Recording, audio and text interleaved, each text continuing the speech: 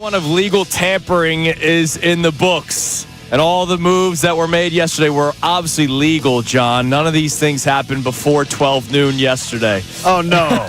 No, all this work got done really quickly. Yeah, very quickly, very fast. The contracts were already drawn up. But day one of legal tampering in the books, we react to it after a pretty quiet day for the Eagles, unless you consider players leaving, not keeping it quiet. It's Kincade and Salciunas here on 97.5 The Fanatic. This is Kincade and Salciunas. We argue here all the time with people who want to devalue Jalen Hurts. Say that he's not good, he's a product of the team, blah, blah, blah. I want to see what Sam Darnold's going to get paid. Geno Smith in Vegas. Are you freaking kidding me? You hit Vegas jackpots? We have the jackpot Jalen Hurts. Kincade and Salciunas. John Kincade, Andrew Salciunas. 97.5 The Fanatic and 97.5thefanatic.com. And a good Tuesday morning, Philadelphia. I'm Andrew Salciunas alongside my man John Kincade. Johnny, you wanted to see what Sam Darnold got paid? How about 3 years?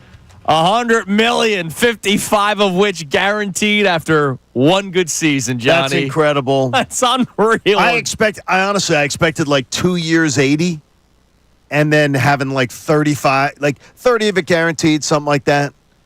Man, that's incredible. Hey, what a great tactic, too, to sell the quarterback. Hey, Sam, we got rid of DK Metcalf, Tyler Lockett, but we still got Jackson Smith and Jigba. Come on down. And he said, how much? Oh, 3 years, $100 million? Okay, I'll be there. Crazy day yesterday in day one of, I guess we could call it somewhat the new league year with legal tampering going on. Right. Obviously, these players are signed. It can't be official until Wednesday at 4 o'clock.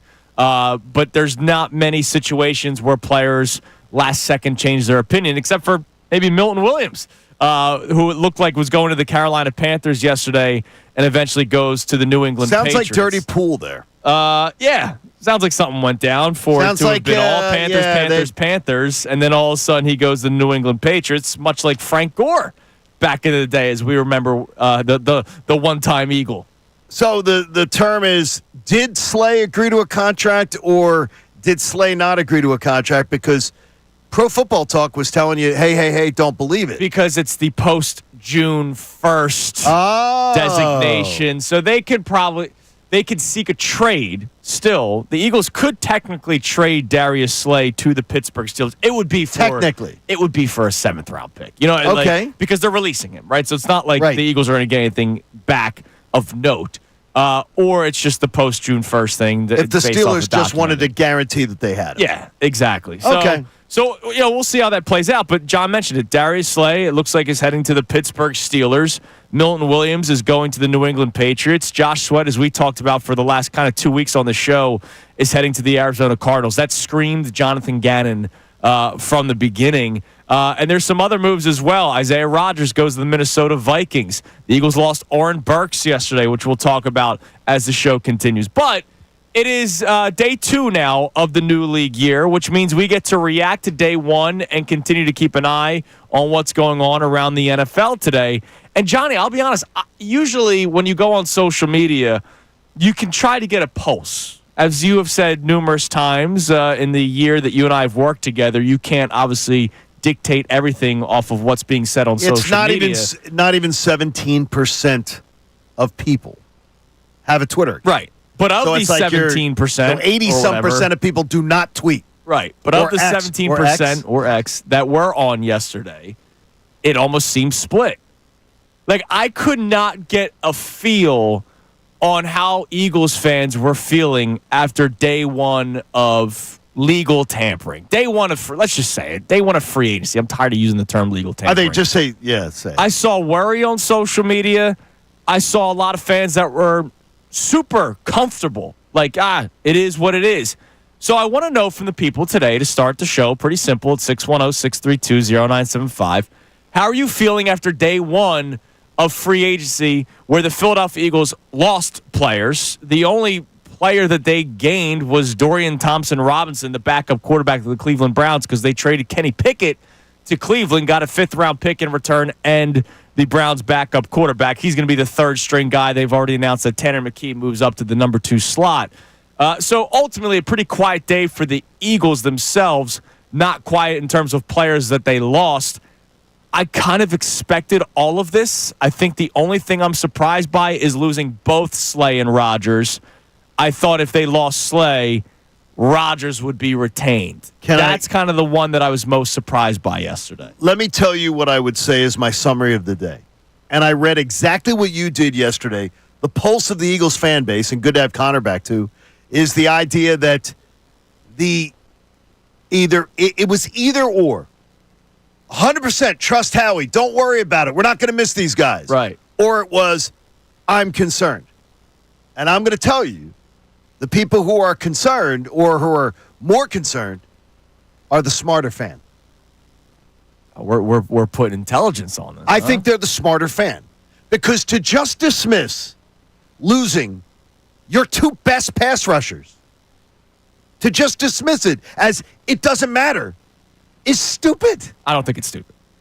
For you to say stupid, I think that's stupid wild to me. 6 minutes into the show. If you dismiss it, listen to what I'm saying. All right. If you dismiss losing your two best pass rushers on a Super Bowl defense that was number one in the NFL and say, no big deal, we'll replace those guys, we can find somebody in the draft, that is high-level stupidity to me.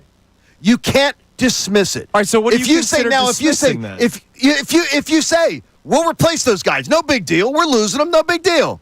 That's stupid. Well, I was totally fine with the Eagles losing Josh Sweat. I'm not a big Josh Sweat fan. I told you that 100%. I was fine with Josh Sweat walking out the door. Absolutely fine. But if you're totally losing, fine with it. But saying that Josh Sweat, you're not going to miss Milton Williams and Josh Sweat, to me is just, we're not going to miss them.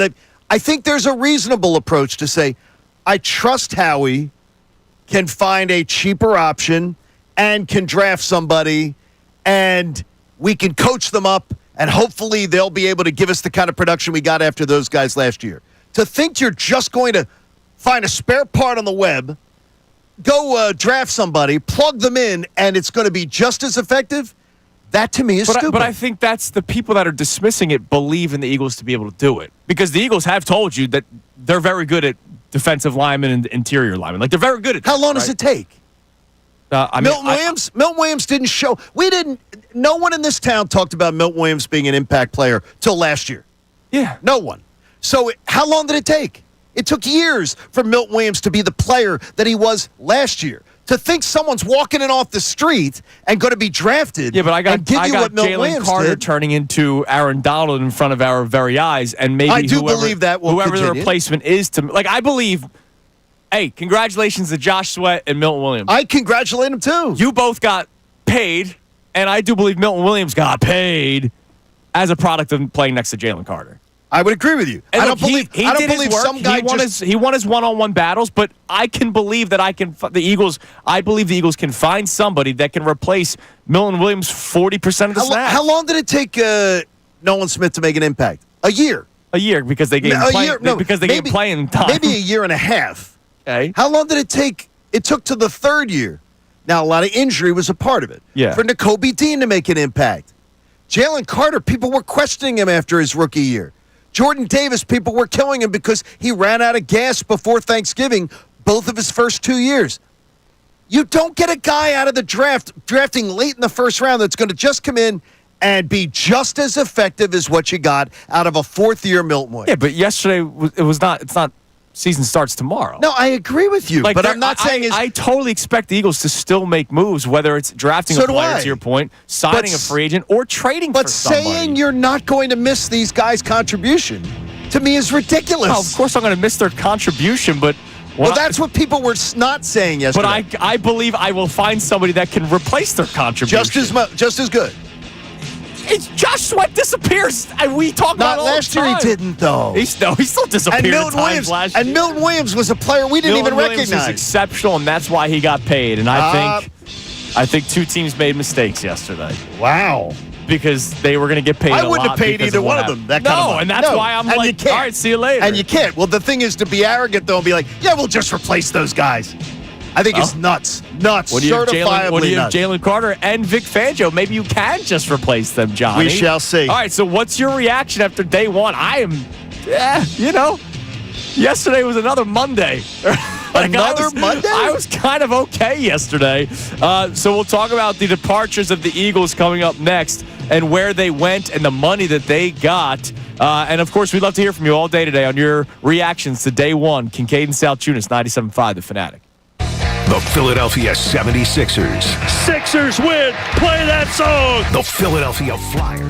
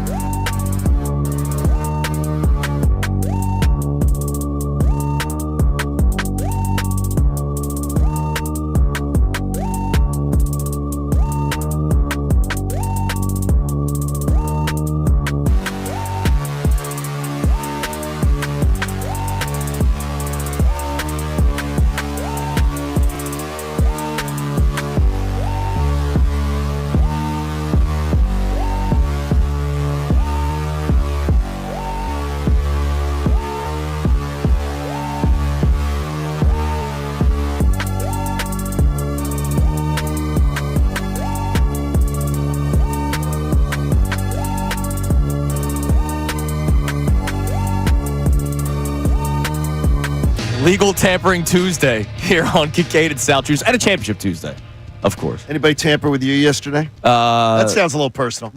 Yeah, Come on, man. Sounds a little personal. No personal questions here. My gosh.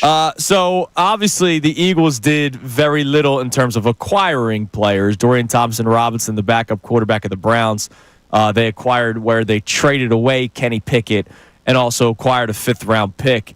But other than that, it was more so the players leaving. And, man, did some of these players get paid, including Milton Williams. I'm happy for all of them, but wow. Of course. Wow. Of course. But are you kidding me? Some of the paydays. I can't believe Milton Williams got paid like that. And I'm happy for him. Anybody who go make your money. I love it. I scream capitalist. Of course. Love it. Yeah. But you've got to be kidding me.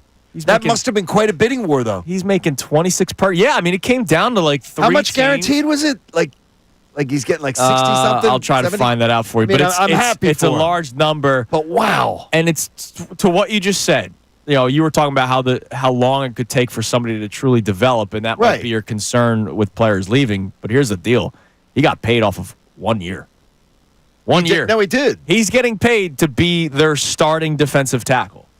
Zach Bond got paid big 4th out of 1 year. And so when you were based on 1 year. When you were out, I did actually ask DeCecco because I was thrilled. Sure, we all are. But I asked DeCecco, I said, hey, is this a logical question to have? Are you a little concerned that they paid the guy off of 1 year? And that's why when we were when you and I were talking about how much it's going to cost, we didn't want him to get paid Fred Warner money because Fred Warner's going to Canton. I can't believe the number that came up, though, because I did say, if he's paid 4th, I'm fine. Yeah, you're fine. And that's because I didn't believe him. I don't believe him to be the caliber of the top 3 guys. Right. So I'm like, okay, he's right beyond them. Yeah. And he got paid where he belongs. It's just good. So Milton Williams goes to the AFC with the New England Patriots. Josh Sweat signs a decent contract. It wasn't.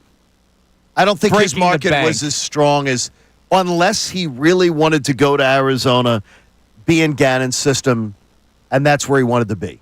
And remember, too, lifestyle plays in a lot to these guys. Yeah, he does. Arizona. When they get to pick. Beautiful warm lifestyle. all year long. No tax. No tax, a big deal, yeah. That's a big. Now, remember, the money he gets a lot more money going there than going to New England. Right, exactly. You go to New England, Uncle Sam's in your pocket, and the state. But I don't know. I saw Louis Riddick yesterday on ESPN, who I respect a lot. I'm a big Lou Riddick fan. He was saying how Josh Sweat's going to go down as one of the biggest acquisitions in free agency, biggest splashes. And I'm like, maybe we live it too much, and maybe Louis Riddick has to cover the entire league. Josh Sweat, look, if somebody told you, hey, we just signed somebody that got 8 sacks last year, you go, all right, that's awesome. And oh, by the way, had 2.5 sacks in the Super Bowl. Wow, it's a great move. But if you've lived the career of Josh Sweat the way we have, we know that it's like 4 sacks in 3 games, and then you don't hear from him. Well, no, he has a streak until last year. He had a streak in his Eagles career every season of going 7 games without a sack. Yeah. Every season, you could find a 7-game stretch where he didn't have a sack. Right. He disappears for 2 months. Yeah, he does that. Which is crazy. But last year he did not. And it's one of those things, his contract years. I was just about to say, contract years. What was last year for Josh Sweat? Was it that way for Milton Williams? Yes, and I'll tell you why. I still remember the video preseason before OTAs. Jordan Davis and Milton Williams were working their asses off together. Jordan Davis to get into better NFL shape. Milton Williams probably because of the contract year. It is always something to keep an eye on. Like, Milton Williams got paid a lot of money that I was not paying him. He did. I would have paid him. All right, coming up next, now that you heard who's all gone, how can the Eagles sustain or improve in the areas where you lost players? How much of it is in-house? John's already a little concerned about the defense moving forward. Just a little. Yeah, concerned. You're not freaking out. Not freaking out. Not saying they're going to take a huge step back, but they will take a step back. And are some of these moves in-house? One of them specifically we'll get into coming up next that I just have to hesitate my own excitement, I guess, because maybe I don't have it as much as other people. It's Kincade and Salciunas on Legal Tampering Tuesday here on 97.5 The Fanatic. Fanatic Sports Update. Day 1 action in the NFL. I'm Connor Thomas, and this update is brought to you by Groundworks, your expert for basement waterproofing and foundation repair since 1997. Book your free inspection at Groundworks. NFL.com. NFL free agency, or rather the legal tampering period, officially opened yesterday. There were a flurry of moves that affected the Eagles. Milton Williams went to the Patriots, Josh Sweat to the Cardinals, Isaiah Rodgers to the Vikings, Oren Burks to the Bengals. There are reports about Darius Slay to the Steelers, but being a June 1st designated cut, we'll have to wait a little bit for confirmation on that. The Eagles also traded Kenny Pickett to the Cleveland Browns for quarterback Dorian Thompson-Robinson and a 5th-round pick. So we'll keep an eye on what's going on. The Eagles' moves so far have been more centered around retaining their players, including Saquon Barkley, who talked about his extension yesterday. I definitely wasn't upset about that at all. Me and my family was definitely fired up. Obviously, this tension is great, and the money thing is great too, but just the people in this building and this organization, and to continue to build on what we were able to do last year is a big goal of mine. We'll keep you updated as free agency continues in the NFL. The Flyers fell to the Devils 3-1 last night. They'll host the Senators tonight at 7 p.m. You can hear that game live here on The Fanatic. Sixers fell to the Hawks 132-123. And in Phillies news, Matt Strom has a shoulder impingement. The reliever may not be ready for opening day. We'll keep you updated. Andrew DeCecco will join us for the entire 8 o'clock hour. Jeff McClain at 9:25. This update's also brought to you by True Green. True Green, get a golf course quality lawn for less than you think. Sign up at truegreen.com. That's trugreen.com. I'm Connor Thomas for 97.5 The Fanatic. Philadelphia Union Soccer.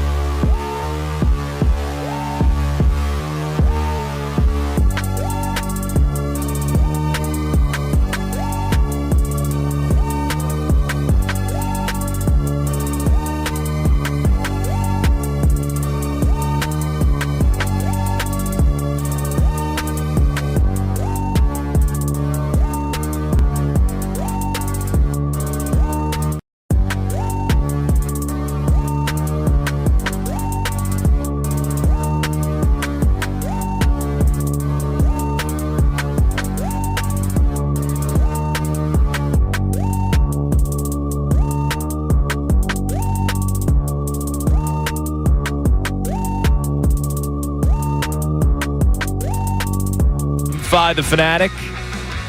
Connor Thomas also back from vacation. What Johnny up, made boys? his return yesterday. Hello, Connor. Good to see you.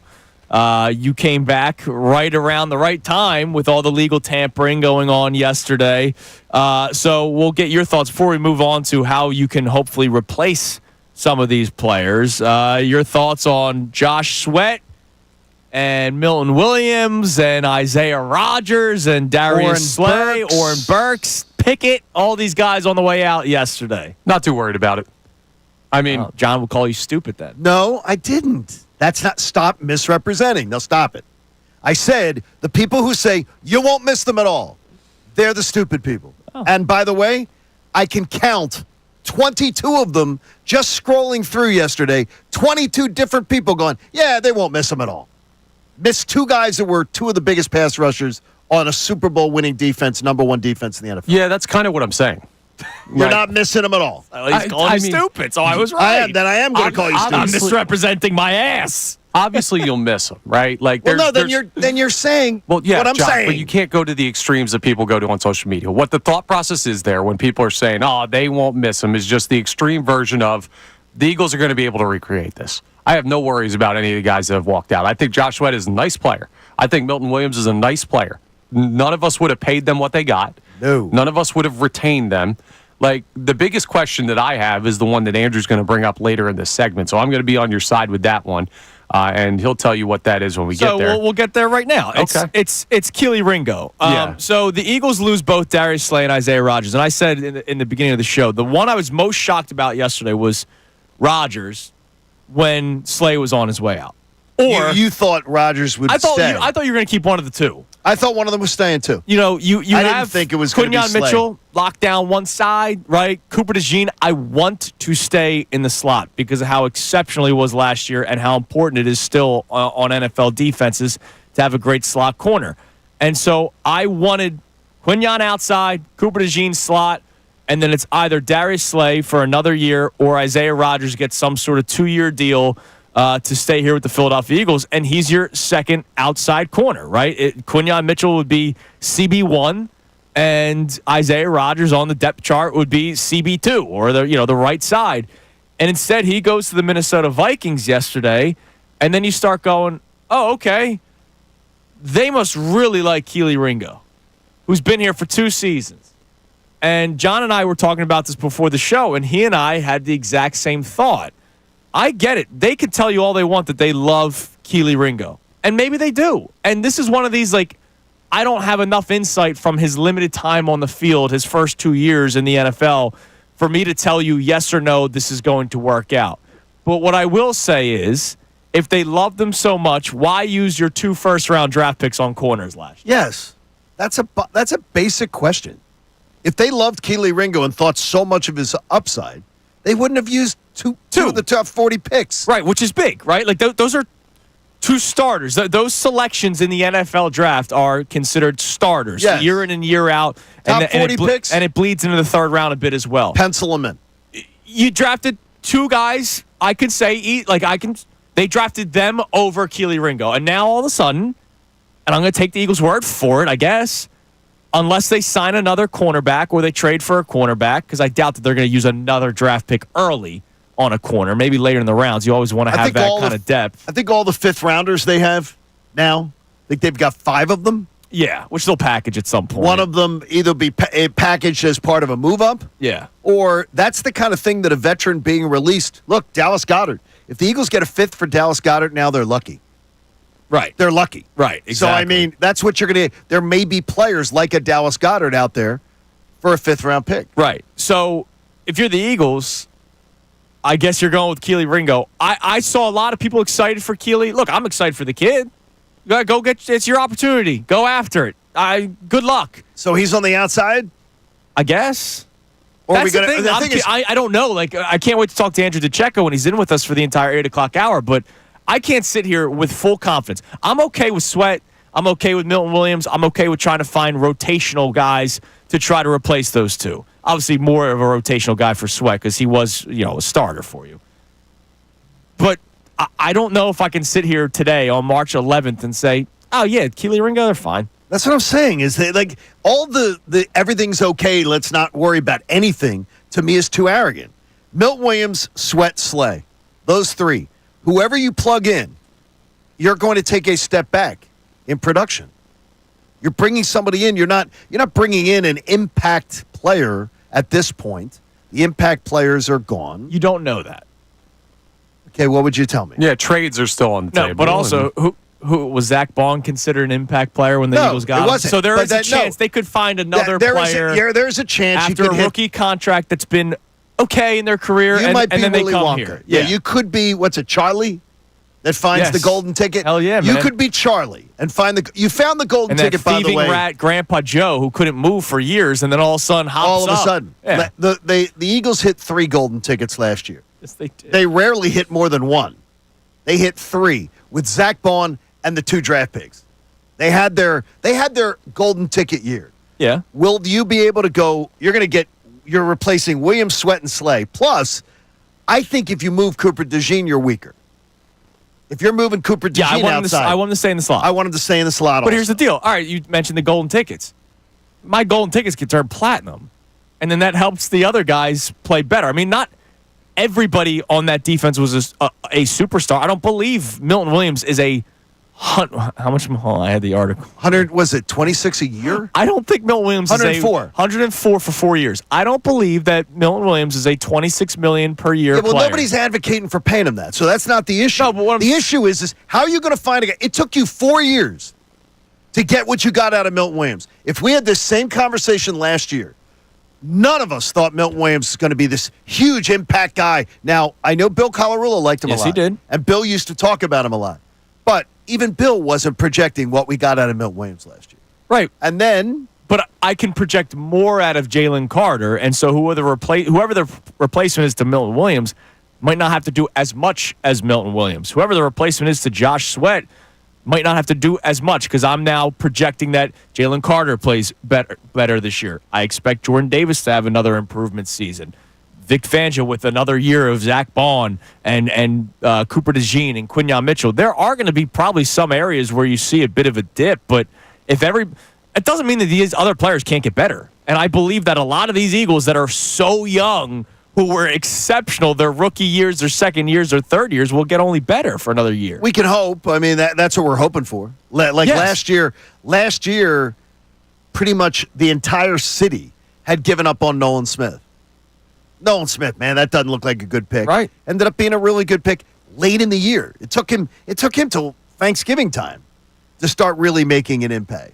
So, I mean, these guys are going to, if you're bringing in youngsters to replace these veterans, there's going to be a learning curve that, for history would tell you, is going to take 1, 2, or 3 years for some of these guys.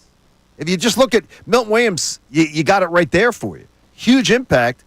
Took 4 years to get it. Yeah, but I can't. You didn't get anything out of him. I can't base everything off of the Milton Williams trajectory. Okay, base it on another one. I'm not saying they're going to find Jalen Carter, but like if somebody can come in here in year one and make an impact, and again, it doesn't have it doesn't have to be a rookie. You found Jalen Carter at 9. I know it doesn't have to be a rookie. There's going to be guys coming off of their rookie deals. There's going to be other moves. Also, like Javon Hargrave is out there available still, They right? are not doing that. No, I know, but I'm just saying that's a quality interior defensive line. Right. There are still guys available, and you could think about the run of second-round picks the Eagles are on right now. If you're looking at what Howie's done in the draft and saying a second-rounder can't come in here and be productive in their first year. Who are the second rounders you're speaking of? Guys like Cam Jurgens. Cam Jurgens didn't contribute till really in his position. His second year is where he really started to show something. I got you. Part of that is you had an all-pro guy. I got you. At the No position, question. But Okay, go on. He was a guy that showed up ready. I got to go through the names. No, but I'm saying to you is that it's unlike like the DeJean thing and the last year that we had. Yeah, I mean, it was ridiculous. It was ridiculous. And I don't think anyone's expecting Quinyon and DeJean. But the thing is, you've got to find 3. No, honestly, if you end up moving Cooper outside, I'm really not happy with that either. But I'm going to now on that, I'll trust Vic Fangio. Yes. I will give complete trust that Vic Fangio goes, dude, shut up. I know more than you. It's not just who's available in free agency. I mean, we're talking about the Eagles potentially shopping Dallas Goedert. There's probably other players of a Dallas Goedert-esque where we're going, man, they're shopping that player. So there's still it's not over, right? The season's not starting tomorrow. It's not. You already told me 127 days. 177. Sorry, Wait, do you listen? No. 177. No, I tune you out as much as I can. All right, coming up next, we'll check our text line for the first time this morning. Your reaction to day one of the free agency period. Screw legal tampering. Your reaction to it. Are you comfortable? Are you concerned? We'll react to what else was going on around the NFL, of course. But we mentioned a name earlier today. They didn't just lose starters. They lost depth guys. And there was a key one for you from the playoffs that we'll get into next. It's Kincade Salciunas, 97.5 The Fanatic. 97.5 The Fanatic's knockout tournament.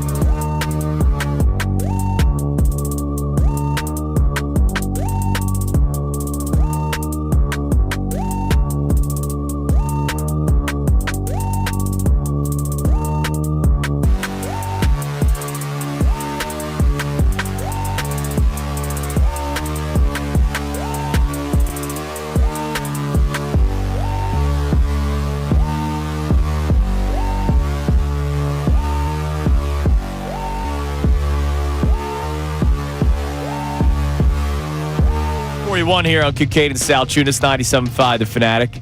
So I'm scrolling through the available players at certain positions of need. How's it make you feel, like, honestly, just because I don't know the names you were looking at? How does it make you feel when you look at the names that are available? So not totally awesome, but again, I'm not bringing in I'm not replacing Milton Williams for 80% of the snaps. I need a rotational guy, right? I need a guy that's going to be effective when he's rotational, when he's in the rotation. No, absolutely. You need what Connor, would you say, like 40, 45%? Yeah. Yeah, I'd say about that. Jordan Davis will still be your rundown guy. Right. Moro Ojomo, who they do think highly of, and we saw some good things out of Ojomo. He's going to be a part of the rotation as well. But like, I saw a name that I haven't really thought about in years. Remember how high of a draft pick Solomon Thomas was. But he's a guy that's still been effective. He hasn't played up to his first-round draft selection where the San Francisco 49ers took him back in 2017. No. But he's been on the Jets defense the last couple of years. That's been the better half of the ball for the Jets. He's a free agent. You're not going to bring him in to be 80% of the snaps Solomon Thomas. So there are names out there. Sure. He's 29. He'll be 30. It's not like he's ancient. So there's going to be guys like I'm just not too worried today. That's all. You're going to have to replace some effective players. And look, they were the number 1 ranked defense last year. And that's because everybody was clicking.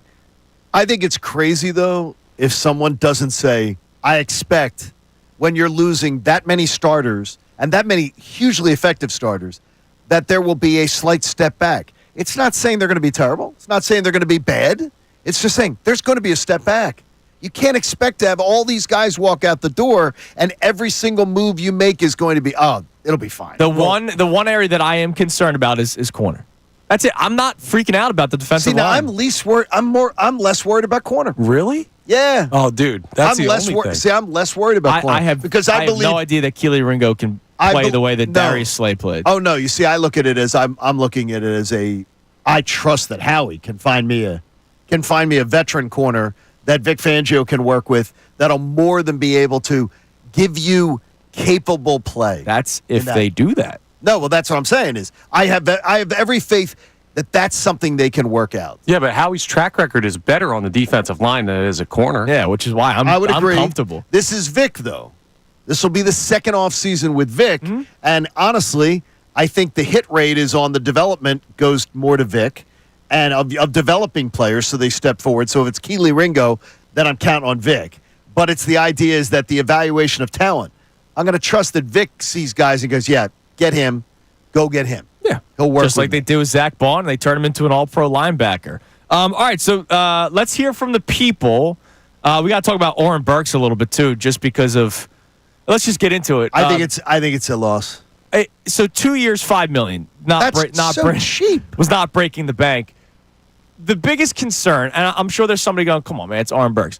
We don't know when Nakobe Dean will be back. Right, and you don't know if Nakobe Dean is ever going to finish an NFL season. He hasn't. And he hasn't Oren stayed healthy at all. Was a big factor for you.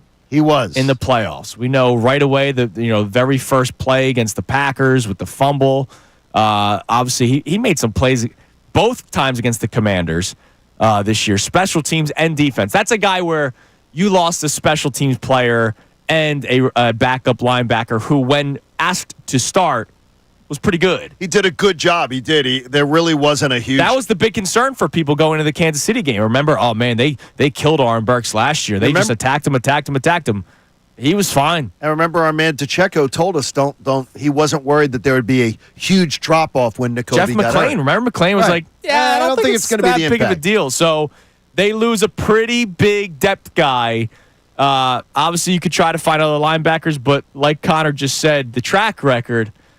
Linebacker has not been the strong suit of the Eagles. So we're wishing a speedy recovery for Nakobe Dean. All right, let's go to the phones, 610-632-0975. Text messages as well. But we'll start with our man Tony in West Philly. Tony, you're on 97.5, The Fanatic. Hey, Tony, come on, buddy. What's up, bud? Listen, let me tell you something. No panic. I mean, they were good players. They're replaceable, though. Let me tell you what you need to do. First of all, the best cover corner in the draft, I'm looking at all the mocks, is going to still be sitting there. It's two sitting there. You got Denzel Burke from Ohio State. You made a statement earlier. It may take 2 years or so to blend, but Quinyon Mitchell didn't take 2 years, did he? So it's all. I got You're going to use Tony. They're not going to use, not the rule. But here's the deal, Tony. They're not going to use another first-round pick on another corner. They're not doing. They are. They're going to take corner number one. Watch they take the corner number one in the draft, and they get him. And if he should happen to be gone, hypothetically, you got Jabbar Muhammad from LSU, who's another I like him. molded I like him. Now I like that pick. I'm telling you, he's a good player. They're all replaceable. So don't. Yeah, but you're saying day no. Yeah, nobody's panicking. You're saying day one, these guys can step in and be the same. I don't believe that's the case. No, they're going to be better. Darius Slay could have never started for me anyway. Oh my gosh. Get out of here, Tony. Thanks for the call. See, this is when we go to extremes. Like when I had a guy, Bobby Cash, tweet at me the other day that Darius Slay was washed last year. That's not true. Darius Slay was fantastic. I get it. People don't like Darius Slay. I'm so confused by it. But the guy's a good player. I don't care what your personal feeling is toward an individual. We talk about the podcast. The biggest issue that people have with Darius Slay is the podcast, right? I don't hear many people saying the biggest issue with them is his play. He was an exceptional corner last year. He was an exceptional corner for 5 years with the Philadelphia Eagles. And we're just acting like, he was okay. I wouldn't have had him starting anyway. Who would you have started over him last year? Come on, Tony. And seriously, if you go and watch, I'm so sorry that I'm bogarting this from somebody's Eagles site that I can't cite which one I saw it on. They had a top 15 countdown on the 15 top defensive plays of the year for the Eagles. Darius Slay, I think, made 4 of them. And when I watched it, I was like, oh, that was huge. Yeah. A huge play. He did not play like a 34-year-old. He did not. He was exceptional. And like you say, I had a conversation with somebody yesterday around it going, I think we overstate a little bit how much he is the leader of everybody in that locker room. Right. But the players that play with him, they got along well. Especially and it those worked young well. corners. They did speak glowingly of him. They're not taking another corner in the first round. They're not. No. I will put money down today. Tony, let's figure out a bet. They're not drafting a cornerback in the first round after they just took their top 2 picks last year as corners. They're not doing that again. A lot of other areas of need that they need to address. And corner is not necessarily one of them, especially if they think as highly as they do with Keely Ringo, who's still on his rookie deal. They're not drafting a corner in the first round. All right, coming up next, we'll check our text messages for the first time this morning, reset the show as well, and later in the 7 o'clock hour, we'll talk about some of the crazy, maybe questionable moves around the NFL. But next segment, Commanders were busy yesterday. We'll talk about them a little bit here on Kincade Salciunas 97.5 The Fanatic. Fanatic Sports Update. The NFL gets active. I'm Connor Thomas, and NFL free agency, or rather the legal tampering period, officially opened yesterday at noon. There were a flurry of moves that affected the Birds. Milton Williams went to the Patriots. Josh Sweat to the Cardinals. Isaiah Rodgers to the Vikings. Oren Burks to the Bengals. And Darius Slay, there were reports about him to the Steelers. We'll have to confirm that a little later because of the post-June 1st salary cap cut designation. But the Eagles also made a trade. Kenny Pickett went to the Browns for quarterback Dorian Thompson-Robinson and a 5th-round pick. Tanner McKee now moves up to the backup. The Eagles' moves so far have been more centered around retaining their players, including Saquon Barkley, who talked about his big extension yesterday. I definitely wasn't upset about that at all. Me and my family was definitely fired up. Obviously, this tension is great, and the money thing is great too, but just the people in this building and this organization, and to continue to build on what we were able to do last year, it's a big goal of mine. We'll keep you updated as free agency continues in the NFL. Flyers fell to the Devils 3-1. They'll host the Senators tonight at 7 p.m. You can hear the game live here on the Fanatic. Sixers fell to the Hawks 132-123. And for the Phillies, Matt Strahm has a shoulder impingement. He may not be ready for opening day. We'll talk to Andrew DeCecco for the entire 8 o'clock hour. Jeff McClain of the Inquirer will join us at 9:25. This update is brought to you by Natural Lawn of America. Get free seeding every year. Call 800-FREE-SEED now. I'm Connor Thomas for the home of the 76ers and Flyers. 97.5 The Fanatic and 97.5thefanatic.com. Philadelphia Sports. Touchdown!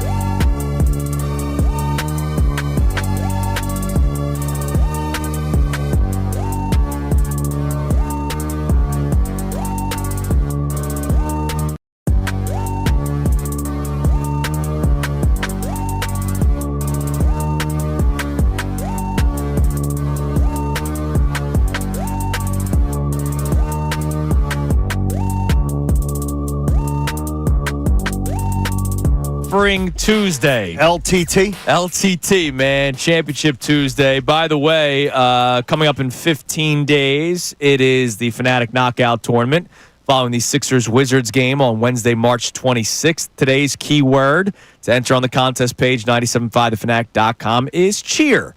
CHEER, cheer. You have from now until the end of the show to put that keyword in. And if you miss it from now until 10 o'clock, the Mike Missanelli Show will give you the second keyword of the day. Again, today's keyword is cheer for the Fanatic Knockout Tournament, 975thefanatic.com contest page. Cheer. I like that. All right, coming up in a little bit, we're going to talk about what the Washington Commanders did yesterday because they were very busy.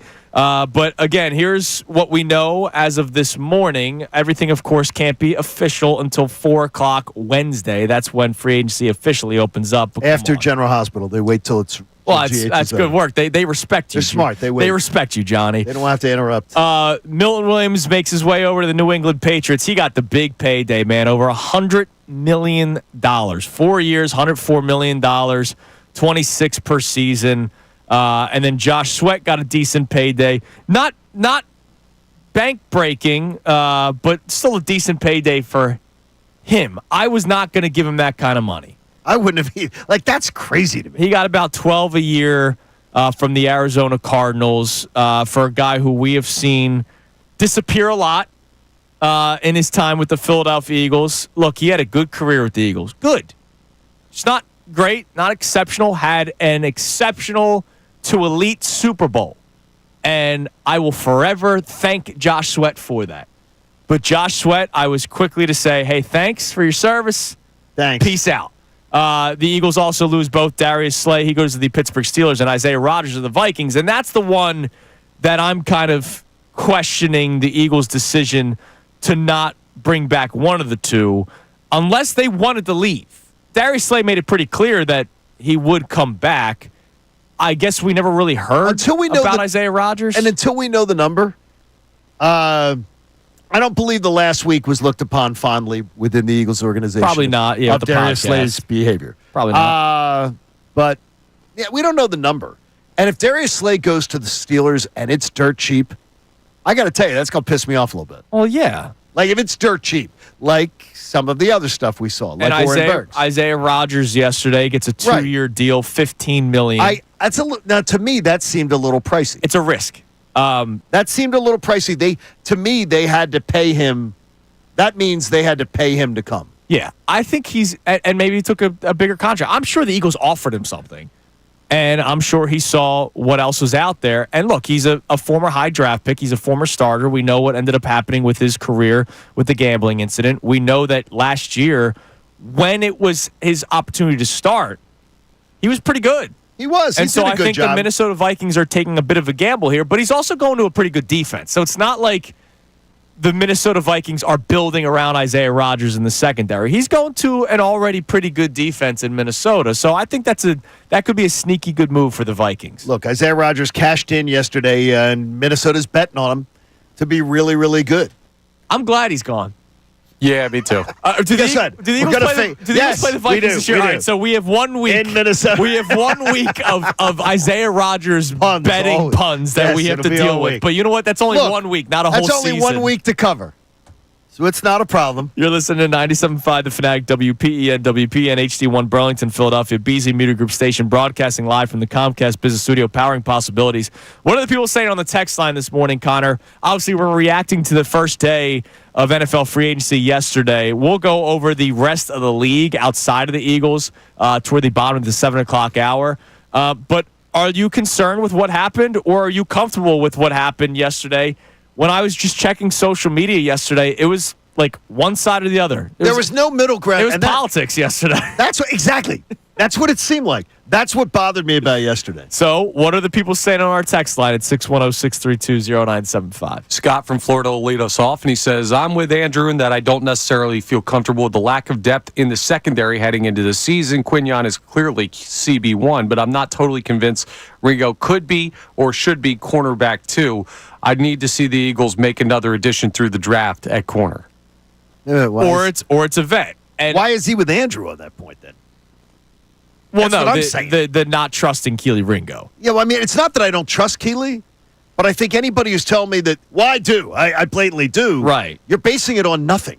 Yeah. You're basing it on wishing and hoping. I saw a tweet. I forget who it was. I mentioned it. Oh, you weren't here last week. Duh. Yeah, I wasn't. I mentioned it last week. Connor may have still been here. I saw a tweet. This was going down when all this slice stuff was happening. So you were gone. You weren't here for it. You missed Thursday wasn't a wild day. Me and DeCecco were just basically doing the news desk with all the Chauncey Gardner-Johnson tweets. But I saw somebody, an Eagles fan, so it wasn't a media member. I saw an Eagles fan put out like a highlight package of Keely Ringo, so it lasted about 35 seconds. Exactly. And it was, I have faith. He's been in the incubator for the last 2 years. And I'm like, I don't know if that's a good thing or a bad thing. No, he didn't push Isaiah Rodgers for playing time. The Eagles drafted two corners in the first and second round picks. I mean, that's absolute mythology. By the way, Connor, I got a little birdie. Little birdie got a little text into me just 2 minutes ago. Do not expect Javon Hargrave to be welcomed back by many. Yeah. In that locker room. No, my point is more the talent level of the player that's available. The kind of player that's available. Exactly. You're not saying him. Yeah, it's You're day just saying. two. No, he was a damn turncoat. His name came in, and it's like, do not expect that Javon Hargrave. I guess there's a lot of hard feelings. Yeah, dude, I hated him for the second he made those comments about we wouldn't have won if Brock didn't get hurt. Like, dude, what a jerk. Yeah, like, I understand you're trying to say things to probably get your new fan base like all fired up for you, but you just pissed off everybody that you went to battle with. Everybody that you went to the Super Bowl, you might never get there again. Everybody who got you paid. Yeah. Because we've seen what Javon Hargrave is once he left here. Right. He's a good player, not as good as he was here.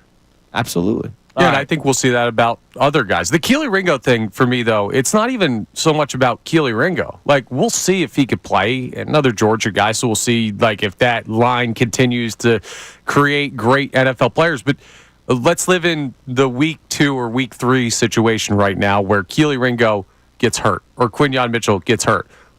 The Eagles had insane depth in the secondary last year, too. Who goes out there? Like, you don't have depth at that position now either. So that's what I'm looking at. Right. And I think that's very logical. See, that's the logical approach to this. That makes sense. The people who are saying, they're not going to miss him at all.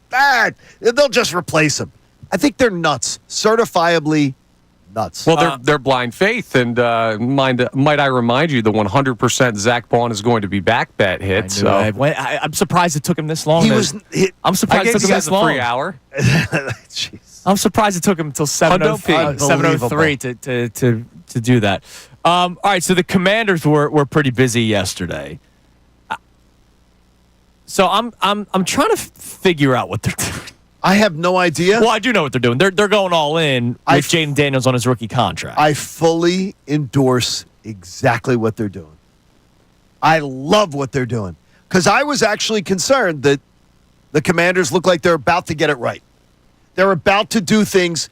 They had a lot of money. They had a lot of opportunity. So yesterday they signed Javon Kinlaw, defensive tackle. Who's an okay player. He got $30 million guaranteed on a 3-year deal. I like Kinlaw. That's not a bad deal. And he's still, I think he's 28, so it's not like he's pushing toward the end of his career. But the big one yesterday, they acquired Laramie Tunsil, who, if you guys remember, Laramie Tunsil had the mask, the bong mask before he was drafted. Well, that's what the GM of the Commanders was wearing yesterday, making some of these moves. So the Commanders acquire left tackle Jeremy Tunsil and a 4th-round pick from the Houston Texans. They gave away a 2025 3rd and a 7th-round pick and 2026 2nd and 4th rounders. So 2 day 2 draft picks, one for this year, one for next year, and then the 4th-round pick in next year and the 7th-round pick this year. So, look, Laramie Tunsil, you had the statistic, was the most penalized left tackle in the NFL. In the NFL, last year. most penalized. No, I'm sorry, I gave it to you wrong. Most penalized player. The most penalized player. Yeah. In the NFL last year. Now, I will also say he was one of the better in pass block rate. Okay. One of the best. He is still a quality player. He's a quality player. Sure, and he if is. I'm CJ Stroud, I'm calling my ownership group, my GM, and my head coach, going, "Hey, so what are you guys doing? Because we had a pretty bad year up front last year, and now you're getting rid of probably the only quality linemen that we have, I don't think Laramie Tunsil is going to go down as top 5 tackles in conversations this year. I do think it's a decent move. You want to protect your number one asset, and that's your quarterback in Jaden Daniels. But the Commanders, like, I get what they're trying to do here with Tunsil. They're not ready to win right now. I know they got to the NFC Championship game last year. Credit to them. It was an exceptional season for them in year one. They had 18 free agents. They had 18 guys they needed to replace, and they weren't going to replace them all via free agency and via trades. And you're giving up this much draft capital for a left tackle that, yeah, quality player. No, I mean, Tunsil, though, is a flawed quality player. Yeah. He's a guy who, that is a bad sign. And Jeff Saturday was talking about it on ESPN. When you see a left tackle or any lineman start to get the piling up of the penalties, it means they've either lost a step or their twitch rate, they're getting caught off guard. Right. Not good. I was just I'm surprised. Like, I think he's a good player still. And so I get what they're doing. But to trade all that draft capital, they're pushing all their chips in now. And look, they got to the NFC Championship game last year. So if you're a Commanders fan, I'm sure you're excited. Because you're going, oh, wow, look, they're going all in. But if you're taking a step back, you're going, yeah, you're going all in now. And then eventually you're going to lose a lot of these guys like you lost a lot of guys last year. I think they take a step back this season, and I don't think this necessarily helps them out in the long run. A lot of questionable moves. I think they spent around the NFL. They spent a lot of money yesterday on guys that are older. I think they looked at the Sixers game plan, and they said, look, it's worked so well for the Sixers. Let's just duplicate it here. Who's their owner again? Yeah, exactly. Coming up next, we'll talk a little bit more about the Kenny Pickett trade.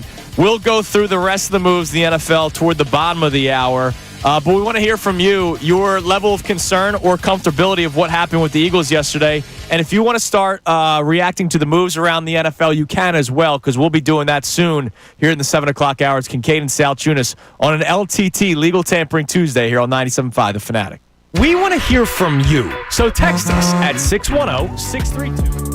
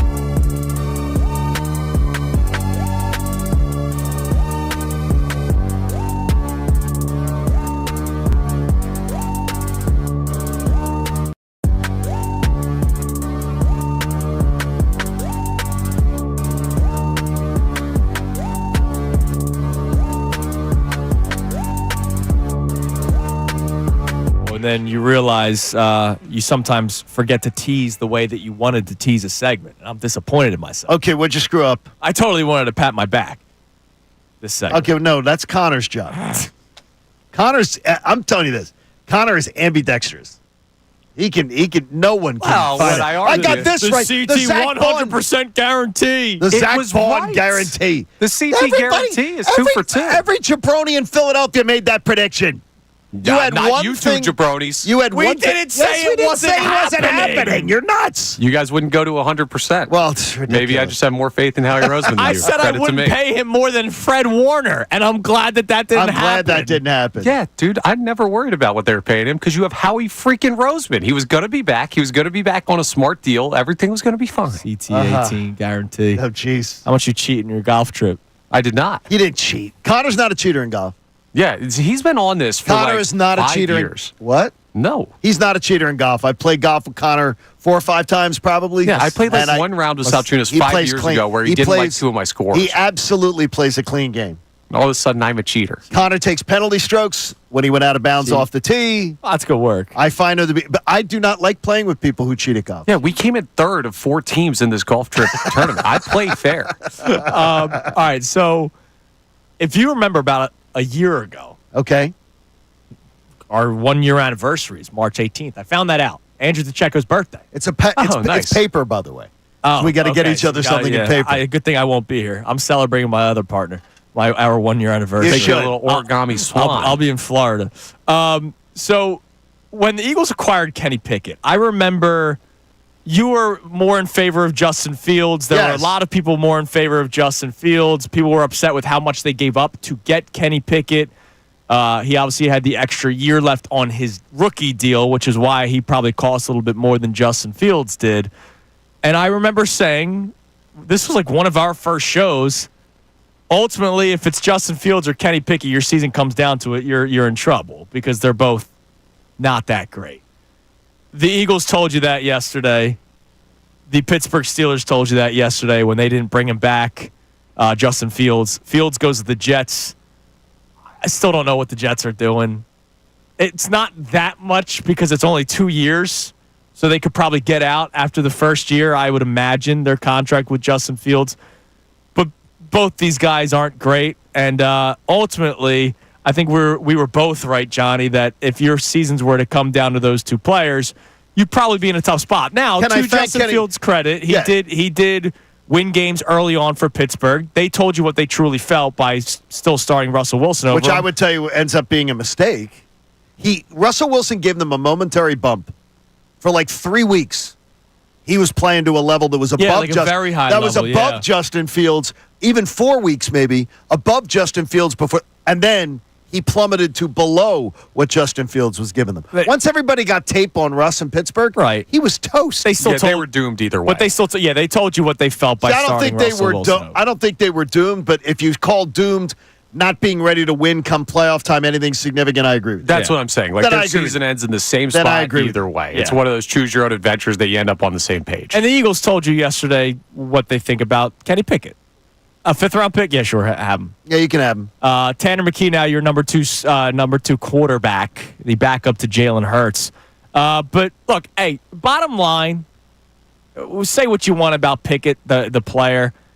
Pretty freaking awesome for him to have been able to win a Super Bowl with his hometown team and be the guy that was able to kneel down the football to end the game. Like That was a very classy thing for them to do. yeah, and so And lifetime story that's really cool. And Nick made sure that almost every single guy on the active roster got a snap in that Super Bowl. Yeah. And it didn't please his defensive coordinator. But it absolutely didn't please his quarterback. But it obviously gives those guys a lifetime memory, which is great. Hurts was upset that he came out of the game, but ultimately, Yes. I mean, it's a cool story for Kenny Pickett. All right, what do we have on the text line? We'd love to hear what more people are saying about the Eagles. Next segment, we're going to do the rest of the NFL. We'll go through some of the crazy moves that went around the NFL. But what are the Eagles fans saying this morning, Connor? Todd from Virginia checks in. He's a little worried. He says losing Sweat and Williams is definitely a concern. I'm not totally worried yet, but their loss is a worry that needs to be addressed in the next few days of free agency. And I think it's a reasonable response, but if anybody is totally worried, I think they're incorrect. If anybody says I'm not worried at all, I think they are absolutely triple down incorrect. I think there's It's one somewhere reasonable. If you were to ask me, the lies in the season middle. started today, and Moro Ojomo is the Everybody's the counting on him to be like step right in. It'll be fine. Yeah, I'm not ready to not. say I'm good, but like today, I'm still in like kind of wait and see mode. Like I am too. I didn't understand the jumping to conclusions one way or the other yesterday. Yeah, just let's see how it plays out. Honestly, nothing's even official yet. That doesn't start till tomorrow. To me, it's the jumping to conclusions to the extreme.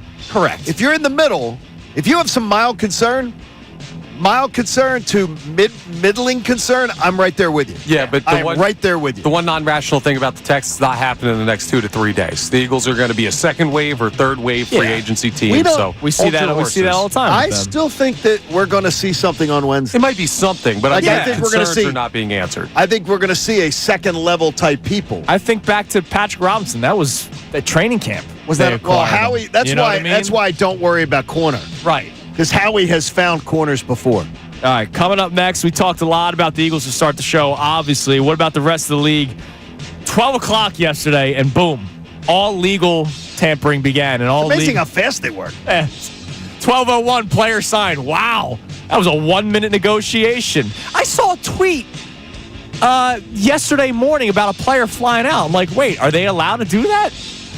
It's being reported that they're flying out, a free agent. That's illegal tampering, in my opinion. I still haven't gotten reimbursed from our Super Bowl trip.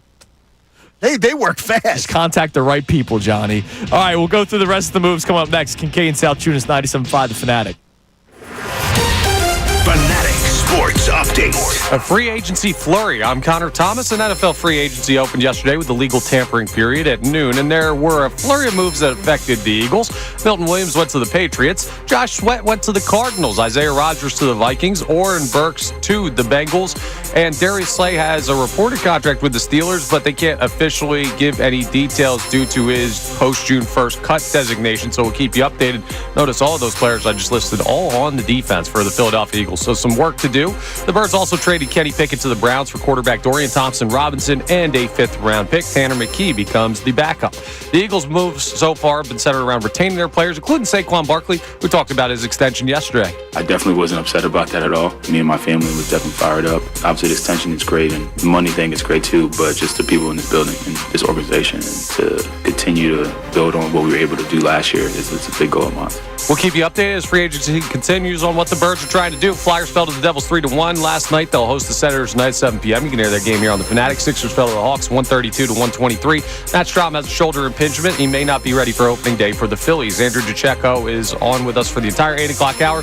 Jeff McClain at 9:25. This update is brought to you by Allstate. Some people just know you can save money on car insurance by checking Allstate first. So what are you waiting for? Check Allstate first for a quote today. You're in good hands with Allstate. I'm Connor Thomas for the home of the 76ers and Flyers, 97.5 The Fanatic and 97.5thefanatic.com. Fanatic Weekend with Andrew DeCecco. When you look at the Eagles' history at trying to land.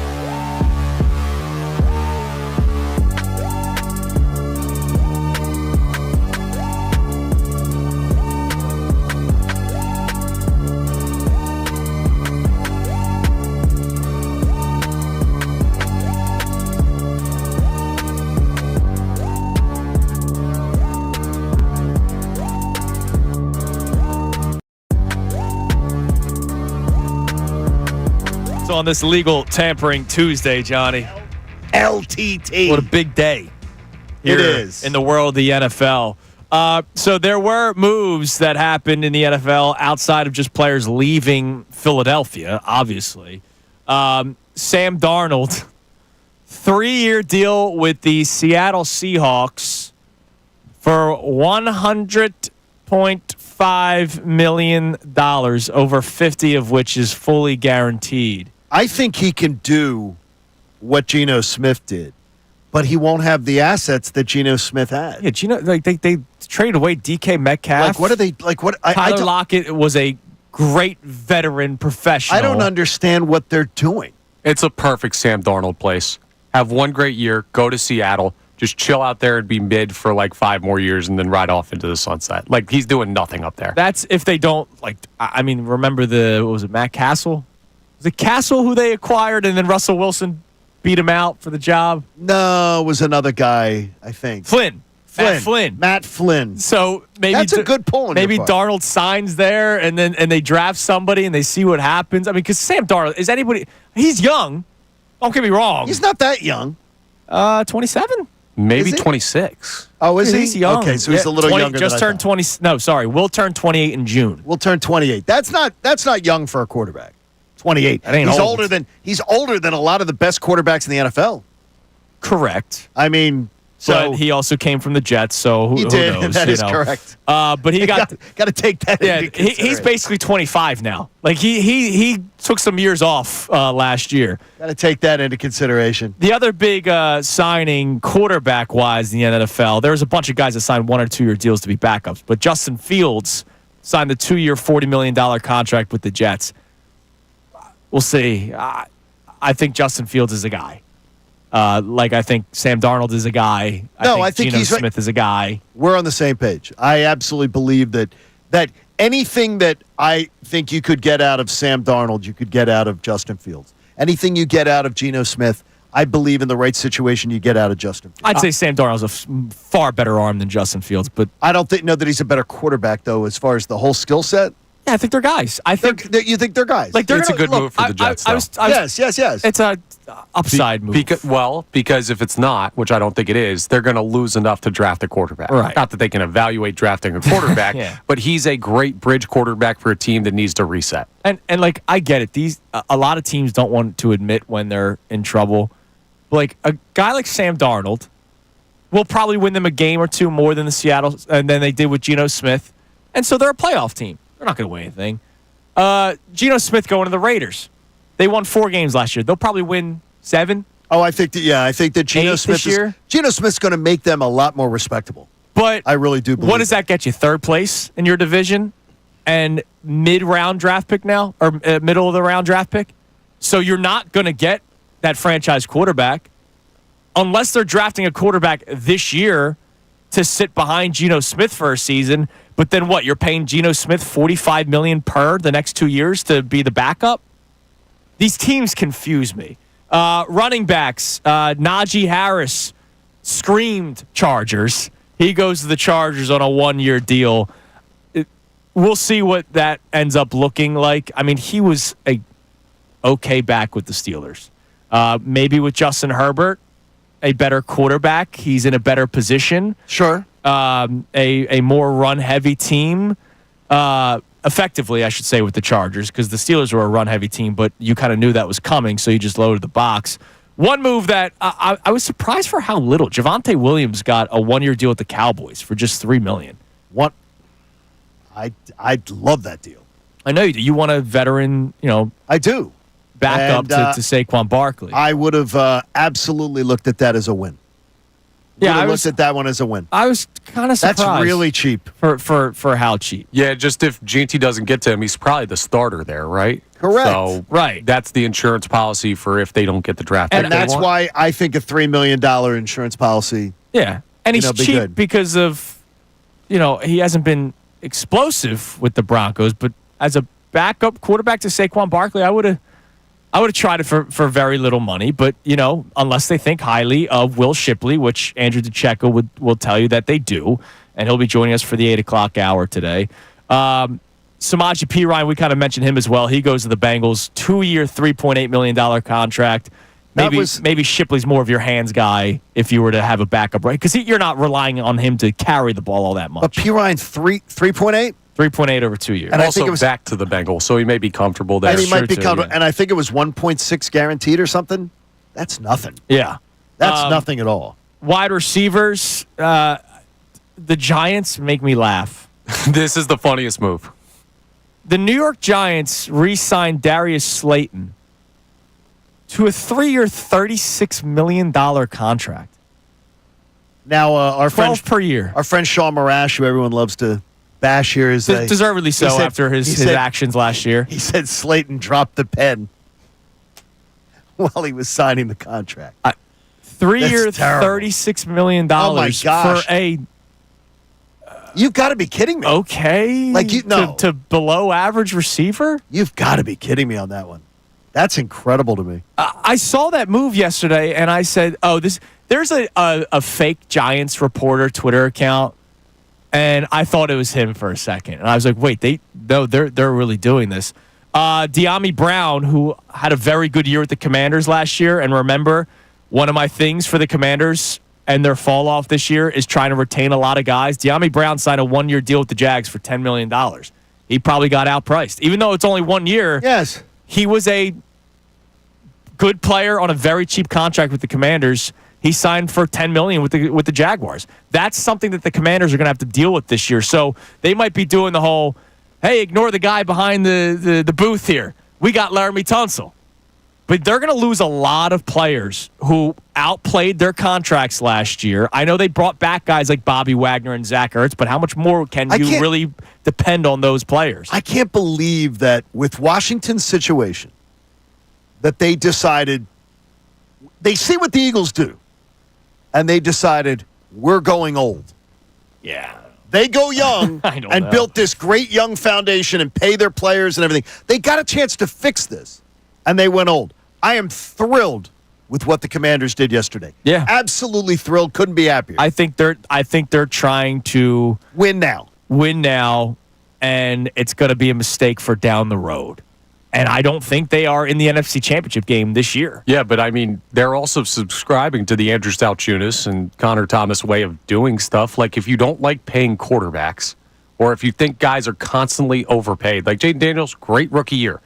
We'll see what he's going to be when that contract comes up in like 3-4 years when they want to give him an extension. I mean, I like teams to try and win on a quarterback's rookie deal. Yeah.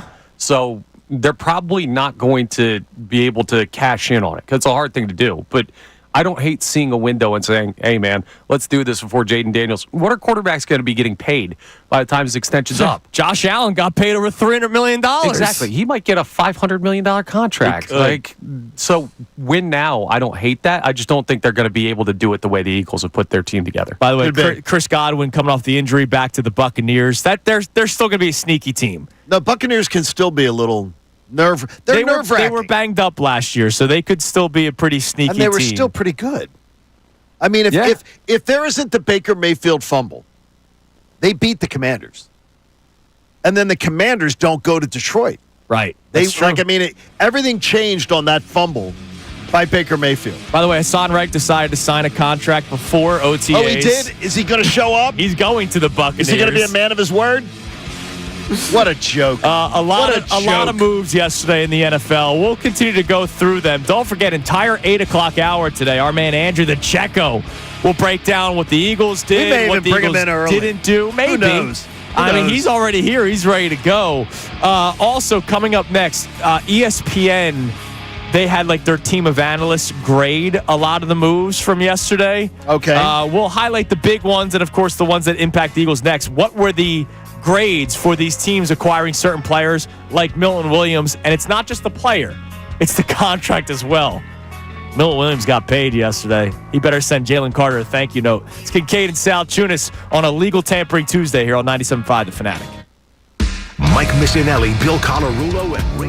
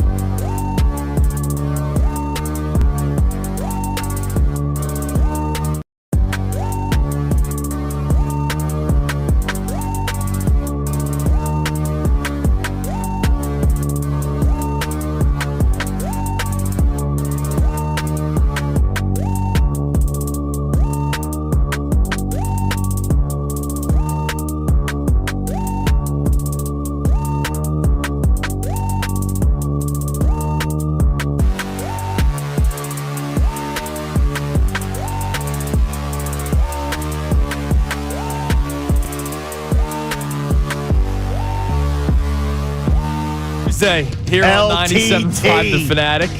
Our man Andrew DeCecco will be joining us for the entire 8 o'clock hour. Can't wait for that. He can really break everything down. He's got a lot to say. He does. And he really does. Smart, intelligent, insight. Let's not stretch it. Let's not oversell it. Yeah, tell him to his face that you don't think his I'll stuff tell is him to smart his and face, intelligent. dude. What do you think? I'm afraid of him? So ESPN broke down a lot of the moves yesterday, and they gave grades for the players. So what I want to do is I want to start with, obviously, the players that left the Philadelphia Eagles or involved the Philadelphia Eagles. So I have in front of me the trade of Kenny Pickett. Eagles get Dorian Thompson-Robinson in the 2025 fifth-round pick. They gave the Eagles an A for that trade. They gave the Browns a D for that trade, giving up a fifth-round pick and a backup quarterback for another backup quarterback. And Kenny came for a what? A third rounder? A third rounder? Yeah, it was. Yeah. So I don't know how. Yeah, I think in the long run, it was okay for last year. It was good for the Eagles, and then that works out. And on that trade, and look, they won. here's the deal: we talk about how the Eagles realized Carson Wentz wasn't the answer, so they moved on. Right. Much lesser profile, but they realized, hey, we have something in Tanner McKee here. Let's have him as our backup. Let's try to get something for Kenny Pickett. I think it's a strong move. Josh Sweat going to the Cardinals for the 4 year, $76 million contract, $41 million of which is guaranteed. They gave that grade a B. There's a lot of Josh Sweat love out there that I just don't have. I think B's a fair grade. I don't think he was a C. No, don't think he's an A. Lou Riddick yesterday. Josh Sweat is a B player. Yeah. Lou Riddick said yesterday, quote, Josh Sweat's going to be one of the biggest signings of the free agency. You know who? I don't feel that way.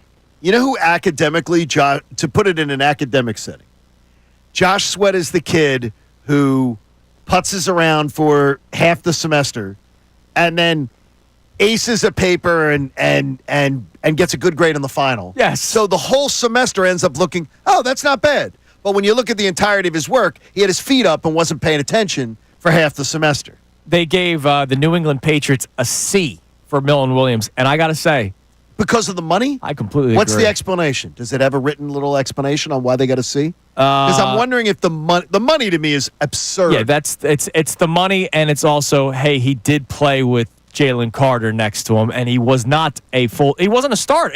He played, what, 40% of the snaps? He's going to have to play more now with New England. Well, to justify $104 million he is. And so that's why they gave him a C, because it's a major risk for that kind of money.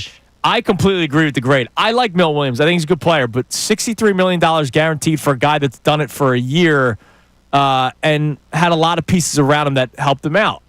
Right. Look, I don't know. By the way, we'll see what the situation is in New England. And none of us are trashing Milton Williams. No. We're all happy for him. And I got to say again to our man Bill Colarulo, I would hear Bill, and I would give Bill crap about it. I would say, dude, you are in the Milton Williams fan club. Bill thought what was coming came. Like a great year, he thought Milton Williams was ready to explode. Right. Now, part of that is Jalen Carter, but part of that's good insight and conversation you get. Weekdays, middays here. That's the kind of stuff that you get around here. That's what you do. No, right. I think that's very good. I want to give Colarulo a win because, unlike Connor, Colarulo doesn't do as much, but he's close. I thought I could tell somebody when I got something right. Are you kidding me? Bill right and now? Connor. Bill Colarulo has a platinum song about how right he was about right. Nick Sirianni. You don't see me doing Broadway shows back here because I got something right. By the way, the Commanders-Texans trade, they gave the Commanders a B-. It would drop even more if Laramie Tunsil gets a big contract. So I understand what they're saying. They're going to give Laramie Tunsil. They are going to give. I've read this morning from the Junks, the junkies down in D.C. Yeah. They're going to get one of the insiders from the Commanders has already said he's getting a contract. So they will lower that grade to a C. Oh my gosh, they're going to pay Laramie Tunsil. And seriously, one more to give you before we get our text line here. We mentioned Chase Young as maybe a guy to keep an eye on. I didn't know he was going to get that much money. 3 years, $51 million. They gave the Saints a D for that. Why would that be? Did they give a little? It's a long write-up. Is it the money? I'm going to guess it's the money, and it's the fact that they don't have money. Okay, they don't. Without me reading it. So here's the first two sentences. Okay. Okay. This was not. I guessed it was because of the money that they don't have. The Saints need an intervention. Their affinity for shopping is out of control, and it's saddling poor New Orleans fans year after year after year with a team that might win 9 games, but is next to no shot at winning the Super Bowl. That is such a spot-on analysis of the New Orleans Saints and their acquisition or their re-signing of Chase Young. They have no money.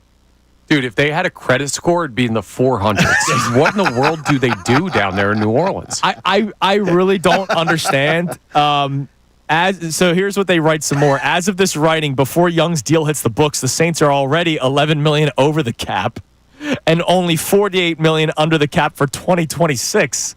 So they're already pushing the cap for 2 seasons from now. And that was before all the other deals that they're going to end up doing. Now, eventually Derek Carr's gone, but he's not yet. I don't know what teams like the New Orleans Saints do. There are teams, I've said this before, I'm not afraid to say, that they slight my intelligence. All right, they're disrespectful to my intelligence when they do moves like this. I don't understand, if you're the Saints, why you didn't hire the man and say, we're stripping this down and literally going to control next year's draft. We're gonna get Kellen. You have to wait a year, but we're gonna get you the next quarterback that you're gonna mold, build with, and everything. Because they say that they're committed to him, and they believe that they are committed to him long term. Right. I can't believe they didn't say, hey, first year, if you don't mind driving a stripped down Vega, go on out there. You wouldn't know what a Vega is, but a Vega was a pretty bad car back in its day. That's awesome. All right, what do we got on the And they text tended line? to be very stripped down. Damn right. All right, we have a check-in here from Tim in Harrisburg who says 6, 7.5, 11, 6.5, 8. Those are Josh Sweat's sack totals over the last 5 years. Acting like he will be incredibly difficult to replace is silly. The Eagles can replace his typical 6 to 8 sack season. Yeah, and the year where he had his best year was when the team had 70-plus sacks and everybody was getting home. Now, look, Josh Sweat is a veteran who knows the system, too. That is something that we should not ignore. But I would be lying to you if I said I was fearful of losing Josh Sweat. I was ready for Josh Sweat to He was the depart. one that I'm least concerned with leaving. But, like, then I'm also the guy chewing his nails over Oren Burks saying, I get it. for 2 I years, get it. $5 million? I get it. Are you kidding me? I would have done that deal yesterday. I hope Howie's got the plan, and I hope that someone brings back the healing waters from Lourdes for Nakobe Dean, because Nakobe, honestly, he can get hurt walking to the bathroom. Look, I'm not saying he's not tough, right, but he can get hurt anywhere. Yeah, well, they and do that's have going to be a problem. in-house options. Axeman Jr. Little trot, baby. It's your year. Vic Fangio did say his time was going to come sooner rather than later, and it might be now. That might be the backup plan. So here's what we're going to do. 8 o'clock hour, well, starting next segment, 7:55, our man Andrew Juchecko is with us for the entire hour. So we will get his reactions to what took place yesterday. And then in the second segment with Andrew, he will tell us whether or not the replacements to these players are in-house, still living with mom and dad as they're about to get drafted. Or if they have the credit score, as Connor said, the Saints have. True. Or maybe they are with mom and dad. If there are players that could still be available via free agency or other teams that could trade away veterans like the Eagles are looking to shop Dallas Goedert. So Andrew Juchecko for the entire 8 o'clock hour. That starts next on Kincade Salciunas here on 97.5 The Fanatic. Fanatic Sports Update. Legal tampering begins. I'm Connor Thomas, and NFL free agency began yesterday with the legal tampering period, and that means moves were pretty much made. Milton Williams went to the Patriots, Josh Sweat to the Cardinals, Isaiah Rodgers to the Vikings, Oren Burks to the Bengals, and there's a report about Darius Slay to the Steelers, but we're going to have to wait a little bit longer due to his June 1st cut designation. The Eagles also traded Kenny Pickett to the Browns for quarterback Dorian Thompson-Robinson and a 5th-round pick. Now, the Eagles' moves so far have been mostly centered around retaining some of their players, including Saquon Barkley, who talked about his big extension yesterday. I definitely wasn't upset about that at all. Me and my family was definitely fired up. Obviously, this tension is great, and the money thing is great too, but just the people in this building and this organization, and to continue to build on what we were able to do last year, it's a big goal of mine. We'll keep you updated as NFL free agency continues. Andrew Juchecko will join us for the entire next hour, starting at 8 o'clock, to talk about what's gone on so far. Flyers fell to the Devils 3-1. They'll host the Senators tonight at 7 p.m. You can hear that game live here on The Fanatic. Sixers fell to the Hawks 132-123. Matt Strom has a shoulder impingement. He may not be ready for opening day for the Phils. This update's brought to you by Groundworks, your expert for basement waterproofing and foundation repair since 1997. Book your free inspection at groundworks.com. I'm Connor Thomas for the home of the 76ers and Flyers, 97.5 The Fanatic and 97.5thefanatic.com. Vacation? Business trip?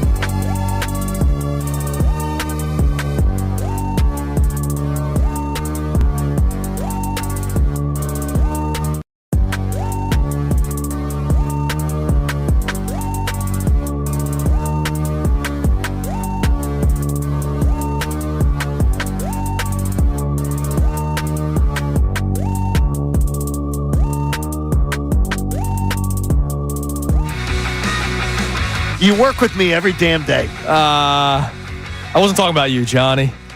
I was talking about our next guest who's here with us for the entire 8 o'clock hour. No, he's family, man. He's part of the show, and he's going to be joining us twice this week. I dreamt about him during a nap at the beach last week, as I told you guys.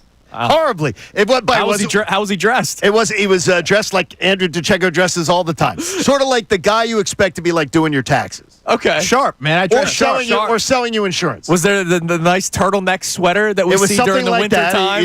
He pulls in. I can promise you this. He's of the 20% top best dressed in the press box. Oh, that's good work. At the Eagles. Look at that. You believe Jeff McClain's number one? He joins us today at 9:25. Jeff McClain dresses like the professor on One Tree Hill that's probably going to be, flirting with one of the girls. They always dress them in very professorial. Oh, so he's a professor, and I'm the guy who does the taxes. Yeah. Yes. Or sells insurance. Both important people. Yeah. Andrew, thanks for coming in, man, and we're excited to have you on Thursday as well because that'll be the day after free agency officially opens up. But yesterday was day one of legal tampering. It's a legal tampering Tuesday here on Kincade and Salciunas. As you're listening to 97.5 The Fanatic, WPEN, HD1 Burlington, Philadelphia, Beasley Media Group Station, broadcasting live from the Comcast Business Studio, powering possibilities. Before we get into replacements, we just want to get your reactions to start this first segment on some of the moves with the Eagles. We'll get around the NFL with you later on as well in the hour, but Eagles lose Milton Williams to the Patriots, Josh Sweat to the Cardinals, reportedly Darius Slay to the Steelers, Isaiah Rodgers is going to the Minnesota Vikings. Wouldn't have bet on that one. Kenny Pickett gets traded to the Browns, and Oren Burks leaves the Eagles as well. So of the players that have exited the Philadelphia Eagles, would love to get your reaction to all of them. Yeah, well, I think the one that's going to hurt the most, and it may not look like that on the surface, is Isaiah Rodgers because he's already equipped to start and leaves the Eagles really lean there. And the numbers that he got, I thought that was very doable for a number 2 corner. $7.5 million a year. I'm surprised the Eagles didn't do it. The Eagles wanted him. Isaiah wanted to be in Philadelphia. My understanding yesterday morning, about 9 or 10 a.m., I said, "Oh, there's no way he's coming back." There were a lot of teams that were in on him. Wow, there's no way because he had a lot of suitors. Now NFL Live said yesterday there were 6 or 7 teams involved with Isaiah Rodgers. That's did that up the price? You think? I think stability really matters instead of doing the 1-year thing. Oren Burks, again, he signed a 2-year deal with the Bengals. Stability really matters, and now he has an opportunity to. He earned a lot of money. He was due for a big payday. So to anyone who might expect them to take a hometown discount, this was Josh Sweat's time to get a big payday. This was Isaiah Rodgers' opportunity to get a big payday. Milton Williams, the same thing. Yeah. So I just don't think that the numbers were there. The Eagles probably wanted them on a more reasonable price, and they weren't able to meet. It's interesting that this all happened after 12 o'clock. I found the tweet, by the way. Former Jaguars free agent Evan Ingram is visiting today with the Broncos. This was Adam Schefter reporting this yesterday at 10:18. Yeah, I saw that. How would he have known that? 2 hours before legal tampering. Well, he didn't walk in the facility until 12:01. So you're allowed to schedule the. Well, you can fly anywhere. Waited in the car. The NFL cannot tell you where you're allowed to go. So he just decided to take a trip to Denver to get some weed. That could very well be. He sat in the parking lot until 12:01. And then 12 o'clock, he goes, you know what? Let me go knock on John Elway's door. He had a severe case of the munchies. We see what he's doing. He showed up. I was with you with Rodgers because here's the deal. If Slay's leaving, I'm now depending on Keely Ringo or an outside source. So we'll get to that in a little bit. But I was pretty surprised that they didn't bring back one of those 2 players in Slay and Rodgers. Yeah, well, Slay I can kind of understand. He wants to play for 1 more year, and he knows exactly what he wants to get paid, and it's hard to envision the Eagles doing that. But as all these other corners start finding homes, your price naturally starts to come down a little bit, so you might be able to find a more reasonable price if you're the Philadelphia Eagles. But losing Isaiah Rodgers is interesting because now they're relying on Keely Ringo. And let's not forget, last summer I was talking to you guys in training camp. Isaiah and Keely were trading off with the first-team defense every other day. The other player got the opportunity opposite Slay, and Isaiah Rodgers beat Keely Ringo out. By the end of it, they started just going with Isaiah. Who beat Isaiah Rodgers out? Quinyon Mitchell beat them both out. So that means Keely Ringo was 3rd.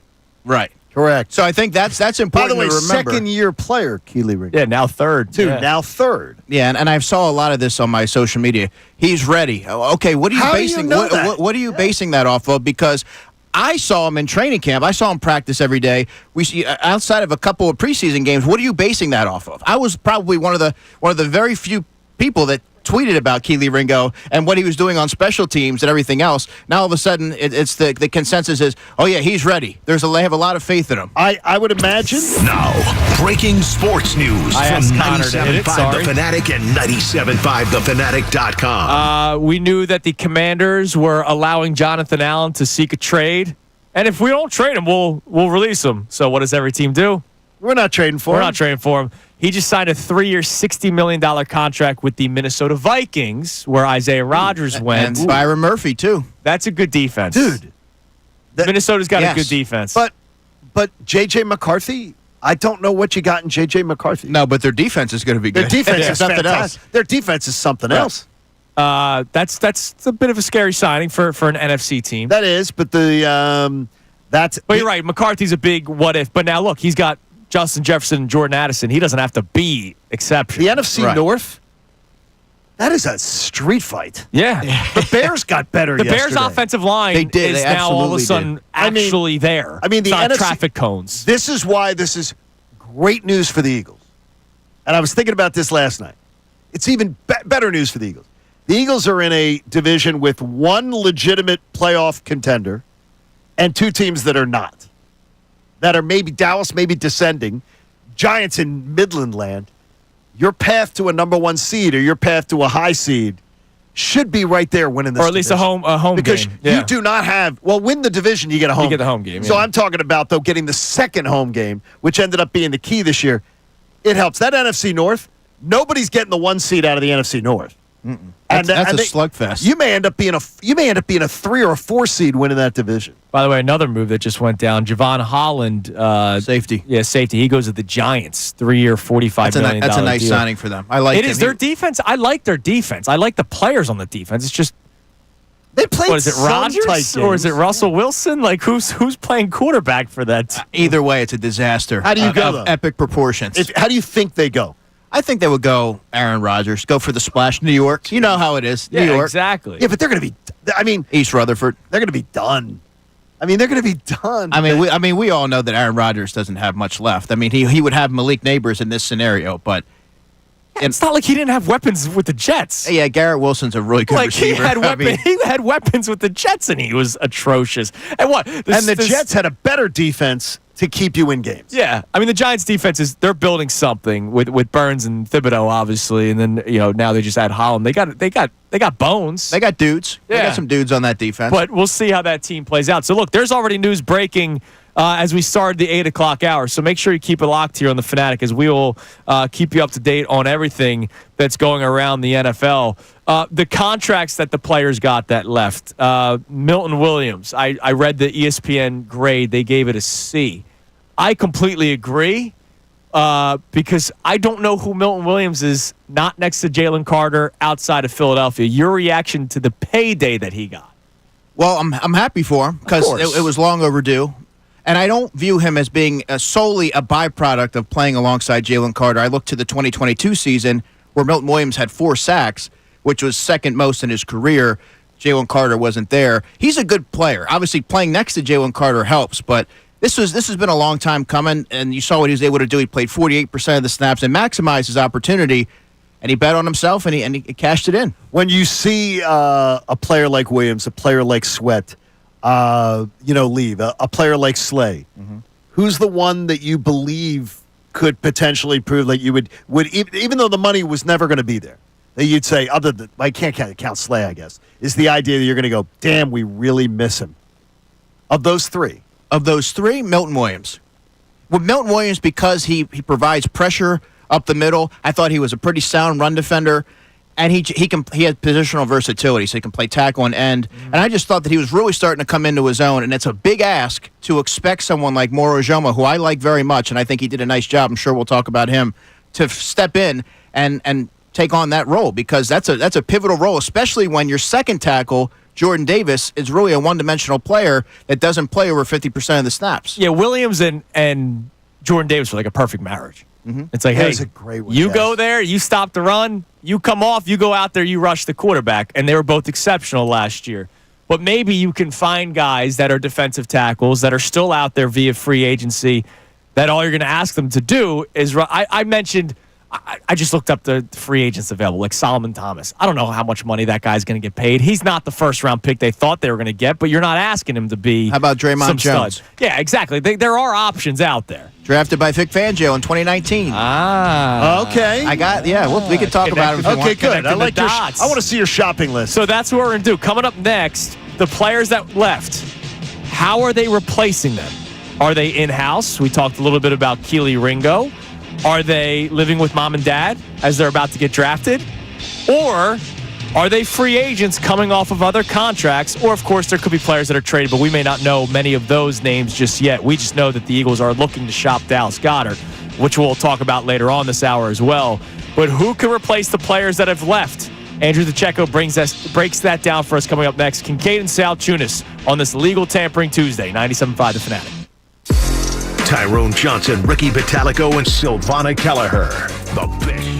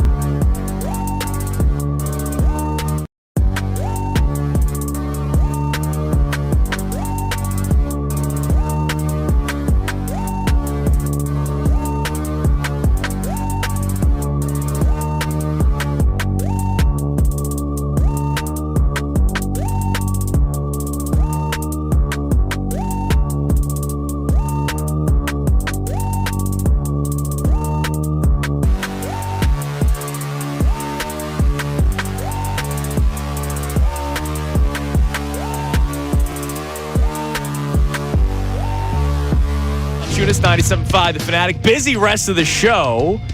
Andrew DeCecco with us for the entire 8 o'clock hour. We're going to have like a crazy crossover because technically Andrew joins us at 7:55. Amy joins us for the entire 9 o'clock hour today, but she joins us at 8:55. So the way it works. We're going to have just a gaggle of media personnel here. And I thank them both for being here Thursday and Friday last week. Absolutely. It was so much fun, yeah. Yeah, welcome back, guys. You decided to come back to work. You're back. Yeah, you're on vacation. Connor's on vacation. Damn glad that I was, too. Those golf balls aren't going to hit themselves in the lake. Some of us had to keep on working. I'm playing Andrew. 9 today, Connor. We were doing the news desk, Chunas and I. Last Thursday was. I heard it was TMZ. I've been on the air when like big news have happened. James Harden trade, Carson Wentz trade. Like those are like iconic moments for me to be able to say I was on the air when this broke.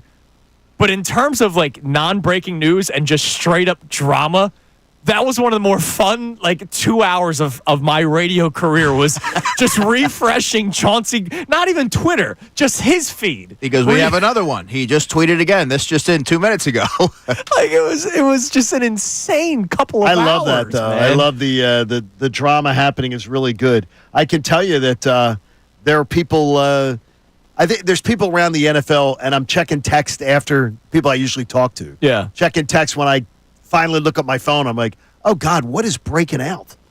It's like a high school like lunchroom table. Yeah. Well, and then embarrassing. A.J. Brown, he deletes his tweets. Well, yeah, by the show's end, Andrew, all of CJ's tweets were deleted. Yeah, I know. It was by like unbelievable. 10:05. I have no reason why AJ inserted it to it. Like, why'd AJ get involved? AJ Brown. I didn't disagree with what he had to say. AJ Brown, who constantly has told people that social media caused him terrible stress, terrible anxiety, terrible pain. Put the freaking phone down. I agree with you. And don't get involved in crap that isn't yours. I completely agree. Like, I mean, you got it at some point. I get you. And I'm sympathetic towards it. Then put your damn phone down. There's a lot of life to live. When you're a millionaire, believe me, there's a lot of life to live. And it's not on your phone. Put it down. Put the hell down if it's bothering you so much. I completely agree with you. And by the way, that works for the guy making $12 an hour. Right. Putting your phone down works too. It's everybody. And then, I loved it last week. 5 days of not touching the phone. I'm a big fan of putting the phone down, except for free agency and the draft. Exactly. Well, yesterday we almost had to with Twitter going down. Elon. I was going nuts. I'm like, what am I supposed to do? Yeah, you got to post all your stuff. All right, so Milton Williams gone, Josh Sweat gone, and Isaiah Rodgers / Darius Slay gone. That's the other outside cornerback situation. So who replaces them? Inside, in-house, draft, other potential free agents. Where do you believe the Eagles will go in terms of trying to replace the starting positions? We can get to Oren Burks and all those guys down the road, but you need your edge rusher. You need your, I can't say starting defensive tackle, but in terms of percentage of snaps, Milton Williams played a bulk of them. 48%, yeah. Yeah, and then obviously your other corner. How do you believe the Eagles target these areas? Corner, they're going to probably have Keely Ringo in draft one. They prioritize that position just like they do the trenches. So I'm expecting they're not just going to hand him the job. They're not going to put all their eggs in his basket. He's going to have to earn it. Last summer he didn't really earn it. He fell short, and then he got leapfrogged by Quinyon Mitchell. Yeah. So I think they're going to draft one for there and keep them young early, because we had a caller earlier today guaranteeing a first-round draft pick. I think it'll be early. First round? I don't know about that. I can't see first. I don't know about that, but if it's the best player available, Howie Roseman has proven that he's going to take the best player available. But that's kind of how I see that one shaking out. Milton Williams, Moro Ojomo is going to get the first crack, but you know how the Eagles are. They prioritize depth and they prioritize competition. They're not just going to hand him that job. Somebody like Draymond Jones, who I mentioned earlier, drafted by Vic Fangio in 2019, spent 3 years under him. Very successful, 30.5 career sacks, played 55% of the stats for the Seahawks last year, and he accumulates a lot of quarterback hits. Yeah, he would be a good bridge player, and you really need to add another tackle there because, as I mentioned, Jordan Davis is really a one-dimensional player that comes off the field in certain situations. That's why Milton Williams was so instrumental to that defense, so they need to add somebody there. I looked up Draymond Jones's numbers I think he and Milton Williams generated the same amount of pressures last year. Obviously, he played a lot more than Milton Williams, but if you're not asking him to play as much, maybe he's got that extra gear in the tank. Let me ask you why Seattle wouldn't want him and why two teams have said you can go find a job. I mean, he has a tweener Is build. He just a guy? I don't think he's just a guy. His sack number suggests that he's more than that. I think that maybe, he's a little light for that position. I think he's 280, and sometimes players like that fall between the cracks. And you don't necessarily, they're a tweener, so you don't know how to do it. And he's not, maybe isn't a fit for every defense. Okay. So that's kind of how I chalk that up. And when you look at what's available right now, a lot of these guys are coming off the board. They're going to have to start to try and get a veteran in there. He's 28 years old, and he would give them some experience because that room is extremely light on experience. Now, edge, I thought they would acquire somebody. That one I could foresee it being via trade because they prioritize it so much. It's a big ask to expect Jalix Hunt to step in there and be a starter. I think he's probably best suited to be their third edge rusher because I am of the belief that he takes a really big step forward in year two, probably more than any defensive player on the Eagles because of the progression that you saw throughout the year for a player that many expected to be a redshirt player. How much is Bryce Huff still being on the roster going to play into who they acquire? Well, the Eagles, the Eagles haven't. They say the story is yet to be written on Bryce Huff, and I tend to agree with them. Maybe a full offseason with Vic Fangio, learning that defense. Maybe you're a little bit more comfortable. You hit the ground running, and that wrist injury is not a problem anymore. But he's going to be there. I think they're still going to have to add a player or two, probably two players, to have that as a buffer in case that the Bryce Huff experiment doesn't work out. It brings us to the question and the discussion we had in the very first segment, Andrew, is the idea of what you're saying is the people who yesterday were saying, we'll be fine. They'll plug the holes. They'll find somebody. It's a lot to ask. It's a lot to ask for the ascending guys on the roster, and you don't know who you're going to get and how long it's going to take for them to assimilate in.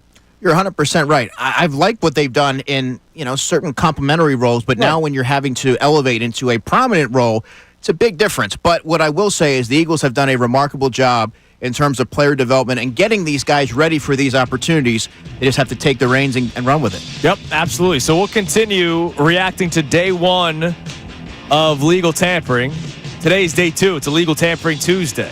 LTT. Here on Kincade and Salciunas. So coming up next, for those that may be asking why the Eagles didn't do anything splashy yesterday, Andrew DeCecco will give its insight on what they still can do. We'll look at some of the other moves around the NFL. We'll break down what the Commanders did with Andrew DeCecco. Big trade for Laramie Tunsil, Kinlaw as well. Was it Kinlaw? Yeah, Javon Kinlaw. They acquired a defensive tackle. So the Commanders made some moves yesterday. The Vikings are doing some things that kind of scare me, honestly. So we'll break down some of the other moves around the NFL as well and whether or not they could help or hurt the Eagles in any way. It's Kincade and Salciunas with Andrew DeCecco for the entire 8 o'clock hour, Amy Fadul for the entire 9 o'clock hour today. Jeff McClain joins the show at 9:25, all here on 97.5 The Fanatic. Fanatic Sports Update. Some big names move on. I'm Connor Thomas, and NFL free agency opened yesterday with the legal tampering period. There were a bunch of moves around the NFL, and a few that affected the Eagles. Milton Williams went to the Patriots. Josh Sweat to the Cardinals. Isaiah Rodgers to the Vikings. Oren Burks to the Bengals. It appears Darius Slay is heading across the state to Pittsburgh. That cannot be confirmed due to the June 1st salary cut designation for Slay, but we'll keep you updated on that news. It's a lot of big names going. The Eagles also traded Kenny Pickett to the Browns for quarterback Dorian Thompson-Robinson, a 5th-round pick. It seems like their focus has been more on retaining some of their players or looking at the second or third waves of free agency. Saquon Barkley was one of those players that got an extension, and he talked about it yesterday. I definitely wasn't upset about that at all. Me and my family was definitely fired up. Obviously, this tension is great, and the money thing is great too, but just the people in this building and this organization, and to continue to build on what we were able to do last year is a big goal of mine. Stay tuned. We'll keep you updated on all the breaking news as NFL free agency continues. The Flyers fell to the Devils 3-1 last night. They'll host the Senators tonight at 7 p.m. You can hear that game live here on the Fanatic. Sixers fell to the Hawks 132-123. Matt Strahm has a shoulder impingement. He may not be ready for opening day for the Phillies. We'll keep you updated on that as well. Andrew DeCecco stays with us for the entire 8 o'clock hour. Amy Fadul for the entire 9 o'clock hour. And Jeff McClain will join us at 9:25. This update's brought to you by Rapid Radios. Their instant push-to-talk walkie-talkies offering national LTE coverage. For a limited time, go to rapidradios.com UPS.com now for 60% off and free UPS shipping.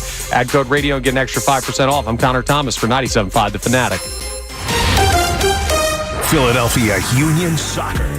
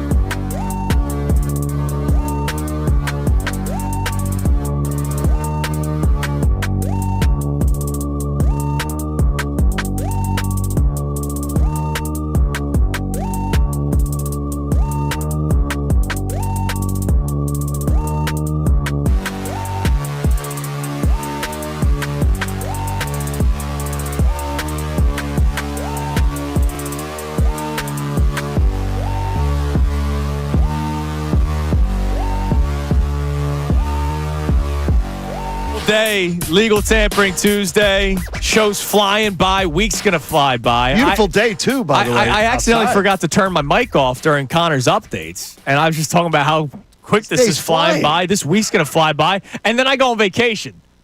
Very well timed by me. So you guys, it was very strategic on our parts. I'm leaving post very exciting time. You come back exciting time. I have to Very do it strategic. I have to do it during Temple spring break. Oh, that's right, Professor John. So by the way, the class Kincade. did very well in their midterms. Congratulations. Graded the last 2 midterm projects last night. Very good. I got a smart class. They didn't want to disappoint their teacher. They man. don't. They're awesome. Absolutely. Yeah, they don't go professor. I don't tell them professor. By the way, They call you sensei. I'm John. I'm just John. the Falcons. What now? Well, they just signed probably one of the best names in football, Divine Diablo. Yeah, Virginia linebacker. Tech. Yeah, I mean, yeah. that's one of the best names in football. Okay. He could suck. He's not that bad, actually. He's a but converted. he could suck, and I would still sign him. They lost one of Divine Diablo. That's an Translates amazing. to Holy Devil. That's an amazing. That is. Name, It's another. man. It's sort of like legal tampering.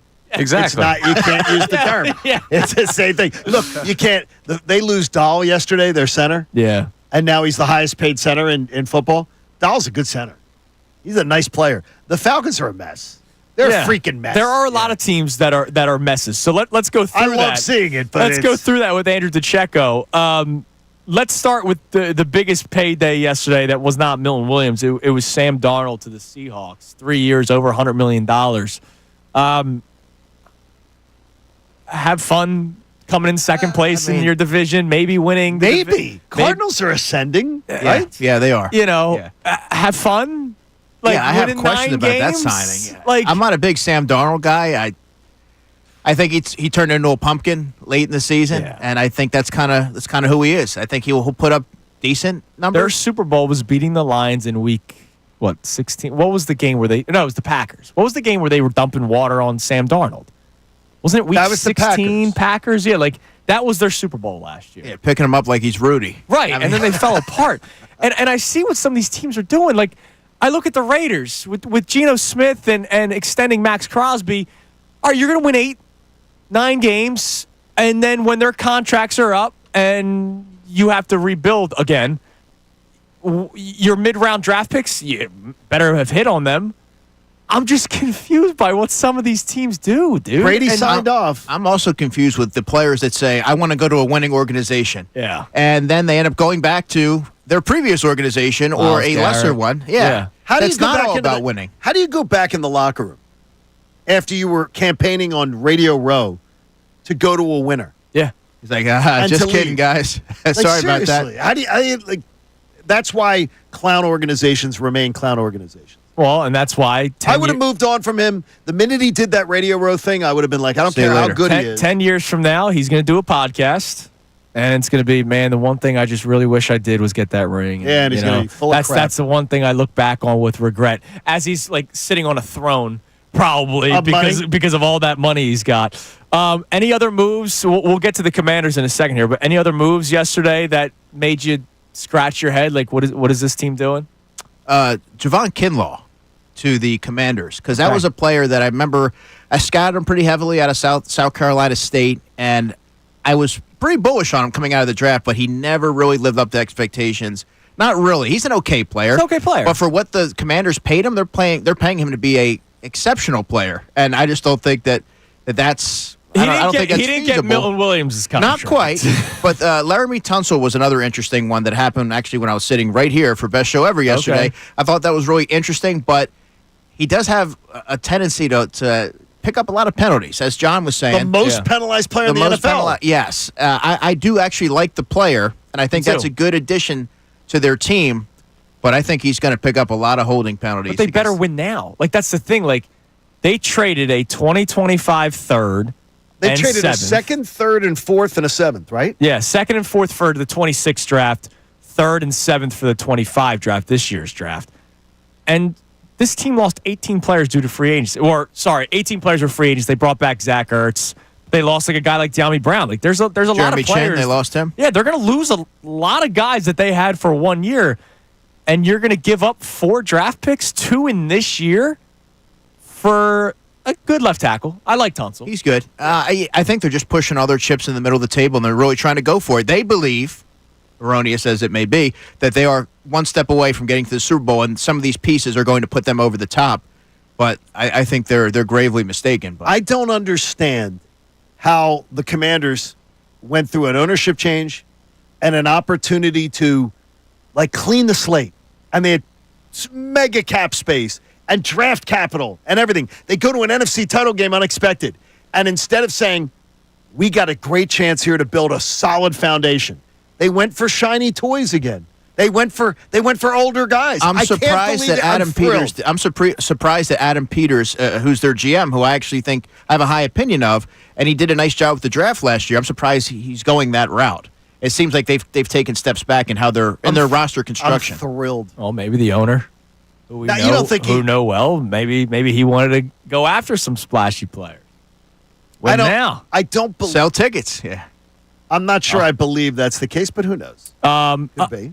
Your thoughts on Khalil Mack was a name that obviously was popping up a lot. He goes back to the Chargers.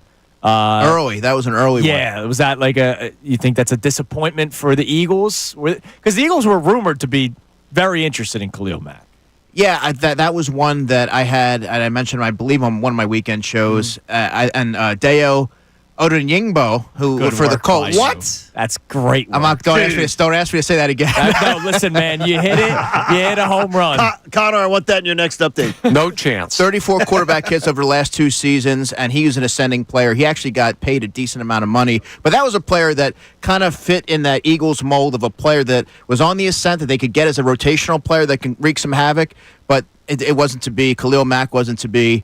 Harold Landry was another player, Andrew, that you and I talked a lot about last week. That was a Howie move, and unfortunately, never happened. Okay, right. The Harold Landry, he went back to play for his old coach. Yeah. Yes. So do you think that was never on the board, potential? I think that once that was on the table, it was they weren't entertaining anything else. But he would have been, John, he would have been the quintessential addition for the Eagles. That's what I would. 28 years old, and I think he had 19.5 sacks over the last 2 years, and a player who would add some veteran experience to a really young room. And that's 19.5 sacks with not as much surrounding talent, even though that was a very good defense. It was that they put together one really top 5 defense or top 3 at some points. So. Earlier today, we talked about Holland and the Giants signing him, which was a good move. Yes. What are they doing with Darius Slayton? He's back. 3 years, $36 million? Totally miscast. I don't know what they view him as. No idea. They're paying him to be a premier receiver in that offense. Yeah. By now, you should know exactly who Darius Slayton is. Yeah, he's been around for a while now. Does it tell he's you a 3 or a 4? On teams, on any team, even the Giants, he's a 3 or a 4 wide receiver. Does it tell you that they can't get anybody else? Is that it? There are wide receivers in the drafts now in rounds 1 through 7 that can do as much as Darius Slayton. He has speed. Slayton's been there since 2019. I agree with you. Yeah. He's been there forever. Look, I agree. It's not like they're trying to. Yeah, it's not like they're dating and they're trying to learn each other. They know what he is. He's okay. He's a number 3 or a 4 on the depth chart. $36 million. Oh my gosh. They're paying him to be a star. Isn't that what Darnell Mooney got last year? Darnell Mooney, I think, got more than that. I love the fact, though, that I'm looking at, and the Cowboys, nothing. They did nothing. There's a big 0 on the board. No, they long snapper. Oh, long snapper. And Javonte Williams. But didn't do anything that says to me, okay, their cap situation is hell. Oh, yeah. It's a real thing. To me, the path to the Eagles winning this division for the next couple of years is clear, should be clear. Yeah. Yep. And as I always would say to the audience, it's March 11th. Let Howie work a little bit. Yeah, there was a lot of fear yesterday on social media. It was day 1, and so I can't imagine that. Like I heard Tyrone yesterday really upset that you can't just expect rookies to continue to play really well. I imagine they address some areas of need, either free agency or trade. Speaking of trade, Dallas Goedert name obviously came up a lot yesterday. We'll get Andrew DeCecco's thoughts on a potential departure of the Eagles' Super Bowl winning tight end coming up next. It's Kincade Salciunas on this Legal Tampering Tuesday, 97.5 The Fanatic. The Philadelphia 76ers.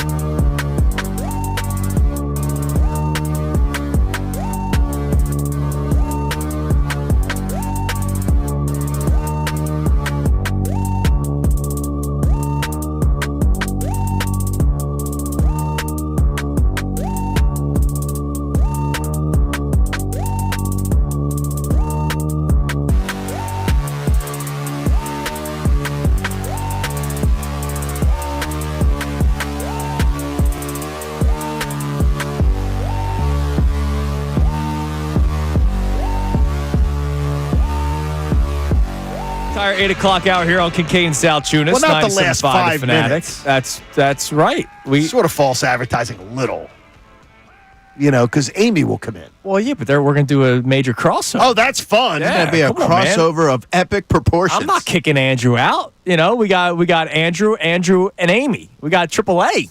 Man. AAA. Coming in soon. They could sponsor it. Yes, I know that. That'd be good. Hint, hint, sales staff. It works. By the way, keyword today for the Fanatic Knockout Tournament, 975thefanatic.com contest page. Enter the keyword cheer, CHEER. Of course, one winner selected at random will win a pair of tickets for the Sixers-Wizards game, which would be Wednesday, March 26th.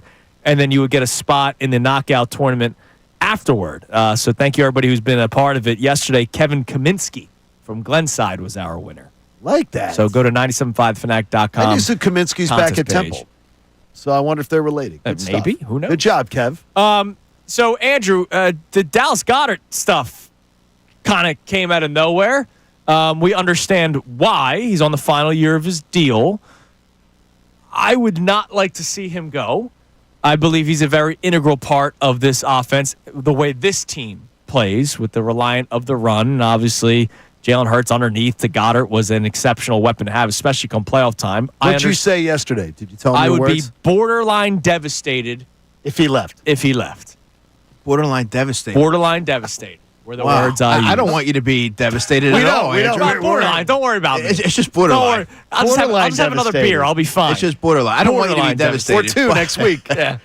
Two. But I'm in Clearwater, dude. It's more than 2. yeah, several. But what I will say is I can understand why you would be borderline devastated because Dallas Goedert is a player in which Jalen Hurts has a lot of trust in. Mm-hmm. In training camp, that was where the connection was. He was always going to Dallas Goedert.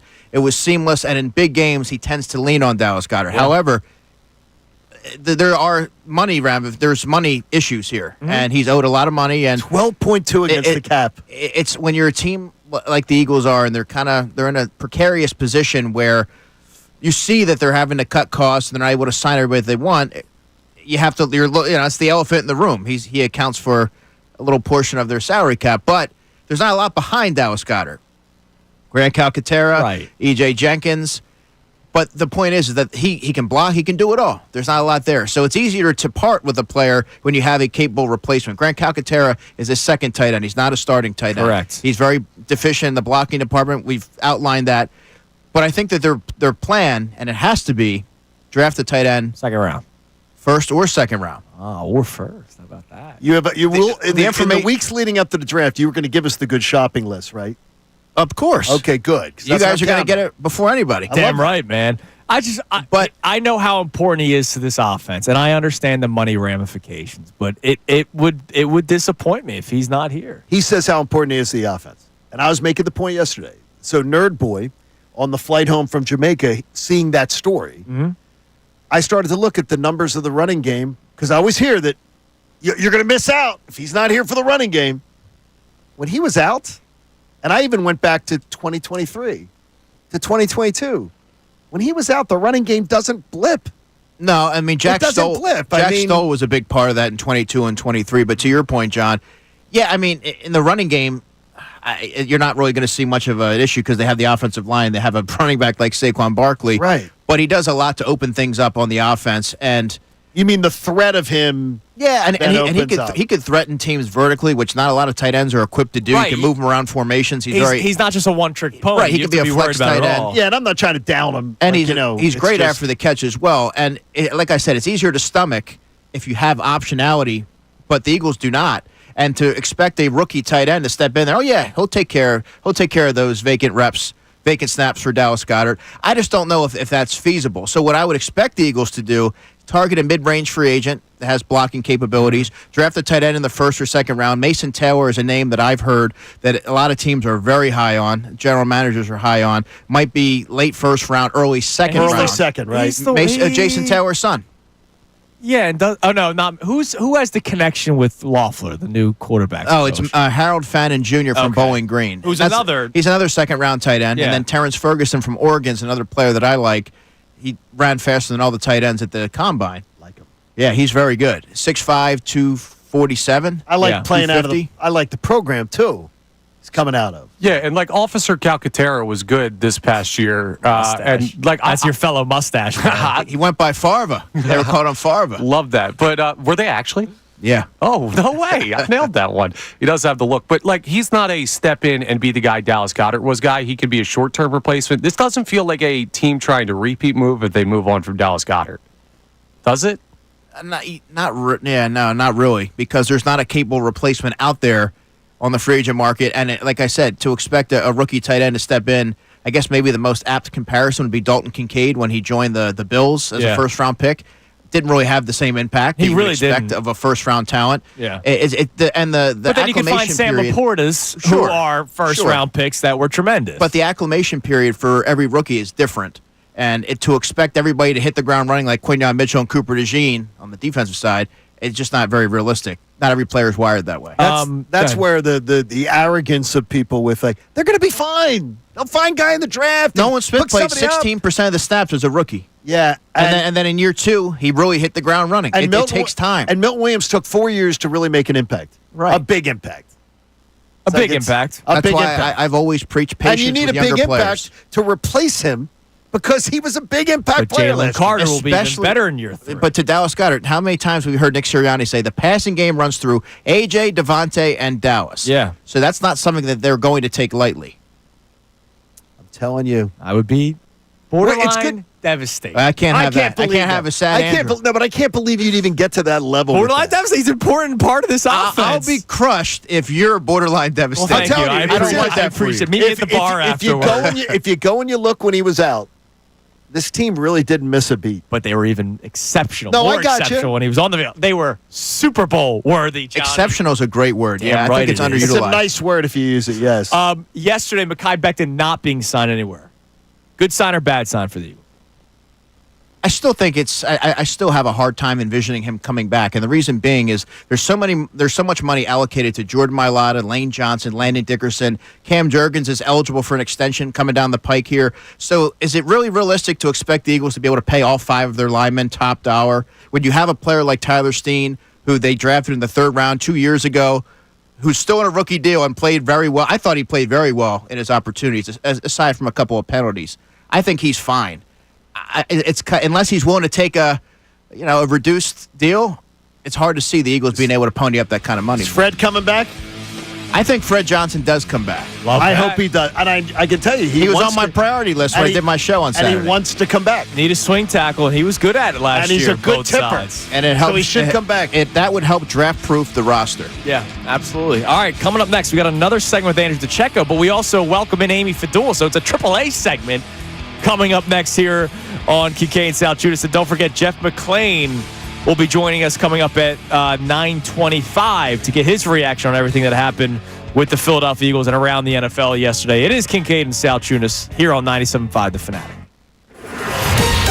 Fanatic Sports Update. Teams targeting some Eagles. I'm Connor Thomas, and as NFL free agency opened yesterday to the legal tampering period, we saw some former Eagles moving on. Milton Williams signed with the Patriots. Josh Sweat signed with the Cardinals. Isaiah Rodgers, the Vikings. Oren Burks, the Bengals. And it appears Darius Slay, once he's eligible to sign, will be heading to the Pittsburgh Steelers. The Eagles also traded Kenny Pickett to the Browns for quarterback Dorian Thompson-Robinson and a 5th-round pick. Tanner McKee will now be the backup. But most of the Eagles' moves so far have been centered around retaining their players, including Saquon Barkley, who, of course, got that big extension. He talked about it yesterday. I definitely wasn't upset about that at all. Me and my family was definitely fired up. Obviously, the extension is great, and the money thing is great too, but just the people in this building and this organization, and to continue to build on what we were able to do last year, it's a big goal of mine. We'll keep you updated as free agency continues for the NFL. The Flyers will host the Senators tonight at 7 p.m. You can hear that game live here on the Fanatic. Sixers fell to the Hawks last night, 132-123. For the Phillies, Matt Strahm has a shoulder impingement. He may not be ready for opening day, so we'll keep an eye on that. Amy Fadul will join us for the entire 9 o'clock hour. Jeff McClain of the Inquirer will check in at 9:25. This update's brought to you by Bradford White Water Heaters. When you need a new water heater, choose one that's built to be the best. Choose Bradford White. I'm Connor Thomas for the home of the 76ers and Flyers, 97.5 The Fanatic and 97.5thefanatic.com. Philadelphia Sports. Touchdown! Saquon Barkley! Into the second deck, Bryce Harper! Shoots! He scores! That gave Beachcomb the magic man! Blake Simon, a beauty! Brick wall Blake! in the air, and it's gone. Ring the bell. The best city. Back home in Philly. Love you guys. Appreciate you guys. The best fans. The best sports talk is right here. 97.5, The Fanatic. What's up, guys? Andrew, I got to tell you about another awesome opportunity with my friends at Corona this Friday night. Join me this Friday, March 14th, at the Conchie Corner in Conshohocken. Not too far from my old stomping grounds of Manayunk. From 6 to 8 before the Sixers take on the Pacers. We've got an amazing night lined up. $4.75.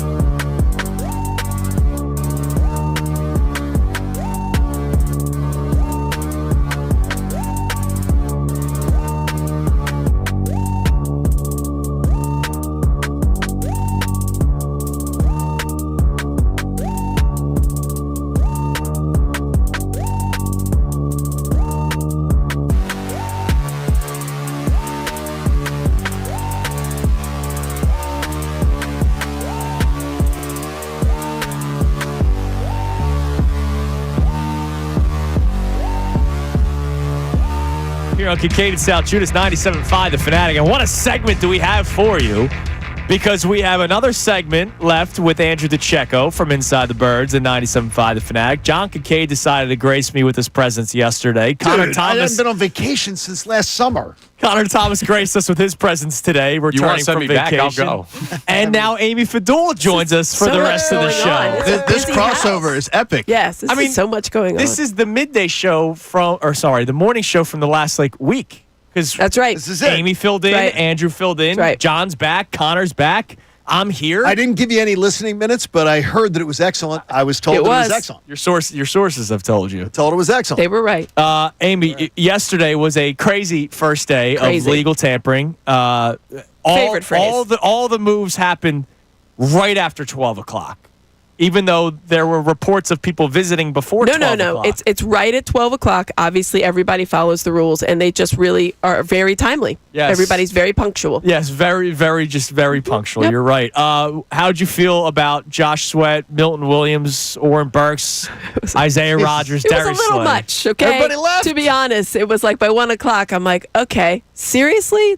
Can we just slow down just a smidge? Was there any loss that really stung you, Amy? No, I mean, it's stinging. There's a couple that I thought like, wow, they could, especially when I saw the salary like an Orrin Burks, I thought you couldn't have kept him for that. I know. Right? Two for five. It seemed like that was a little bit disappointing, but am I really in 3 years going to be like, oh my gosh, Orrin Burks? No, I don't think so. But I know that they enjoyed him. I thought he fit well in the system, and I thought for the price, that was one that I thought, well, you probably could have had him. Isaiah Rogers was another one I thought, really? I think that's the one that's going to hurt the Eagles the most. That's That the one one that, bothered me. those are the ones that I was like. And now you see what Minnesota's building. Now I'm starting to get worried about the Minnesota Vikings defense. They made another nice move today for Jonathan Allen. Their defense is Yeah, outstanding. which I Eagles like. have to play there this year. They do. That's right. one of the road That's right, games one of the road this year. games in Now, as you Difficult place mentioned, to we'll play. see what J.J. McCarthy's like. But I look, don't- he's got Justin Jefferson and Jordan Addison. They're J.J. propping him up. yeah, They're propping he him should up. doesn't be able have to to do- be elite. He could just Right. be okay and let the other guys do the rest of the work. Right. Exactly. Yeah, that'll be interesting to see. I thought the Commanders made some interesting moves. I thought it was weird. The Texans had, they have they had one good lineman in Laramie Tunsil. Yeah. And they traded the one. If I'm Sorry, the quarterback, CJ. I'm just like, sorry, wait. He's like that Will Smith meme, just looking around being like, you left me with no one. Now I have no one on my line. If So I'm CJ Stroud, I'm calling management saying, what's the plan? Yeah. Like today or You gotta give me yesterday, I'm something. calling them like, hey, you got to what- give me something. what's the plan here? Because everybody's saying that I'm a bust now because I had a bad year too. Maybe if I had an offensive line, that would help. Yeah. And oh, by the way, one of my best receivers is hurt. And A lot of excuses there, CJ. yeah, well, How about stop throwing interceptions? Like wide open guys missing them for interceptions. well, that's true too. I wouldn't say that if I was your GM because then you'd hate me and then you'd leave. Yes. Yes. Andrew, so Orrin Burks, were you surprised as well that they didn't bring him back for that money, 2 years, $5 million? Yeah, and the reason why I guess the difference was he probably wanted 2 years, and the Eagles weren't willing to give him 2 years. They just wanted the 1 year to be that bridge player. And everyone's saying now that the big winners from day one were Jeremiah Trotter Jr., Moro Ojomo. It's March 10th when all these moves happened. There's a lot more that has to go. There's more than 4 months until training camp.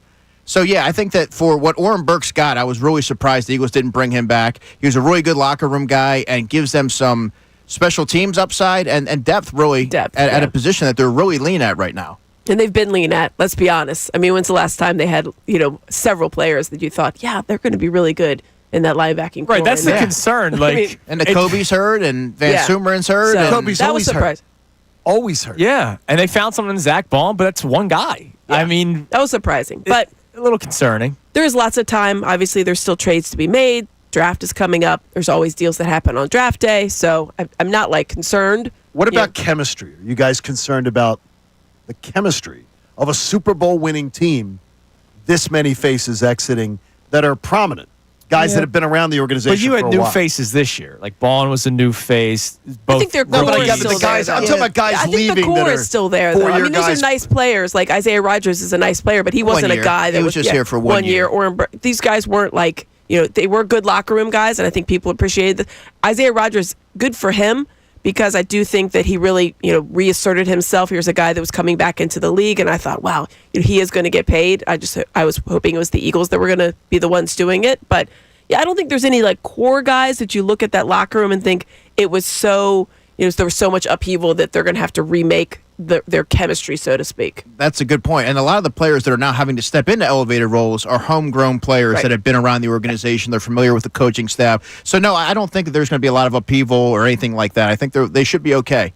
All right, you're listening to 97.5 The Fanatic, WPEN HD1 Burlington, Philadelphia, Beasley Media Group station, broadcasting live from the Comcast Business Studio, powering possibilities. So we got a few more minutes left with Andrew DeCecco. Amy's with us for the rest of the show. Andrew, you were spot on with your predictions during the season.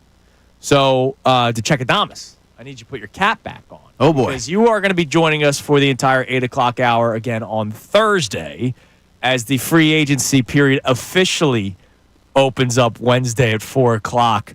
What are you expecting us to be discussing Thursday morning when you join us for the hour? Oh, I love this. Oh, that's good. A lot of pressure here. So I'm going to say a guard by the name of Will Fries. He was with the Colts last year. He was drafted in 2021, 7th-round pick. Played some tackle, but he's really a guard. He played both tackle spots at Penn State. If the Eagles are trying to add some interior competition to go with Tyler Steen and they can't afford Mekhi Becton, that would be a player that would make some sense given how much the Eagles prioritize the trenches. Okay, so Will Fries. Are they going to address any of the defensive areas where we've talked about interior defensive line, edge rusher? Do you think that happens as soon as Wednesday come 4 o'clock, obviously by the time you're on the air with us Thursday, or is that later on? Because we've talked about this, John and I talked about this earlier. Howie's a big second wave guy, third wave guy. Yeah. But do you think they address some of those areas in the next couple days, hours?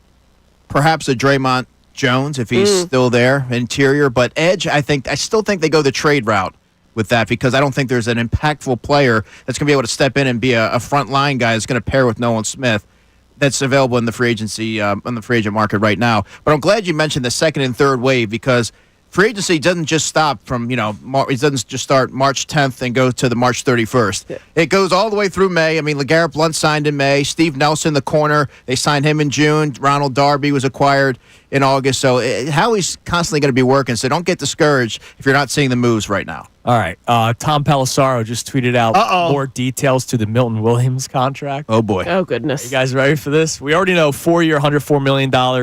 I mean it when I say he should buy Jalen Carter something very nice because there's a reason why he got paid playing alongside that beast. Includes a $24 million signing bonus, 51 of which fully guaranteed at signing.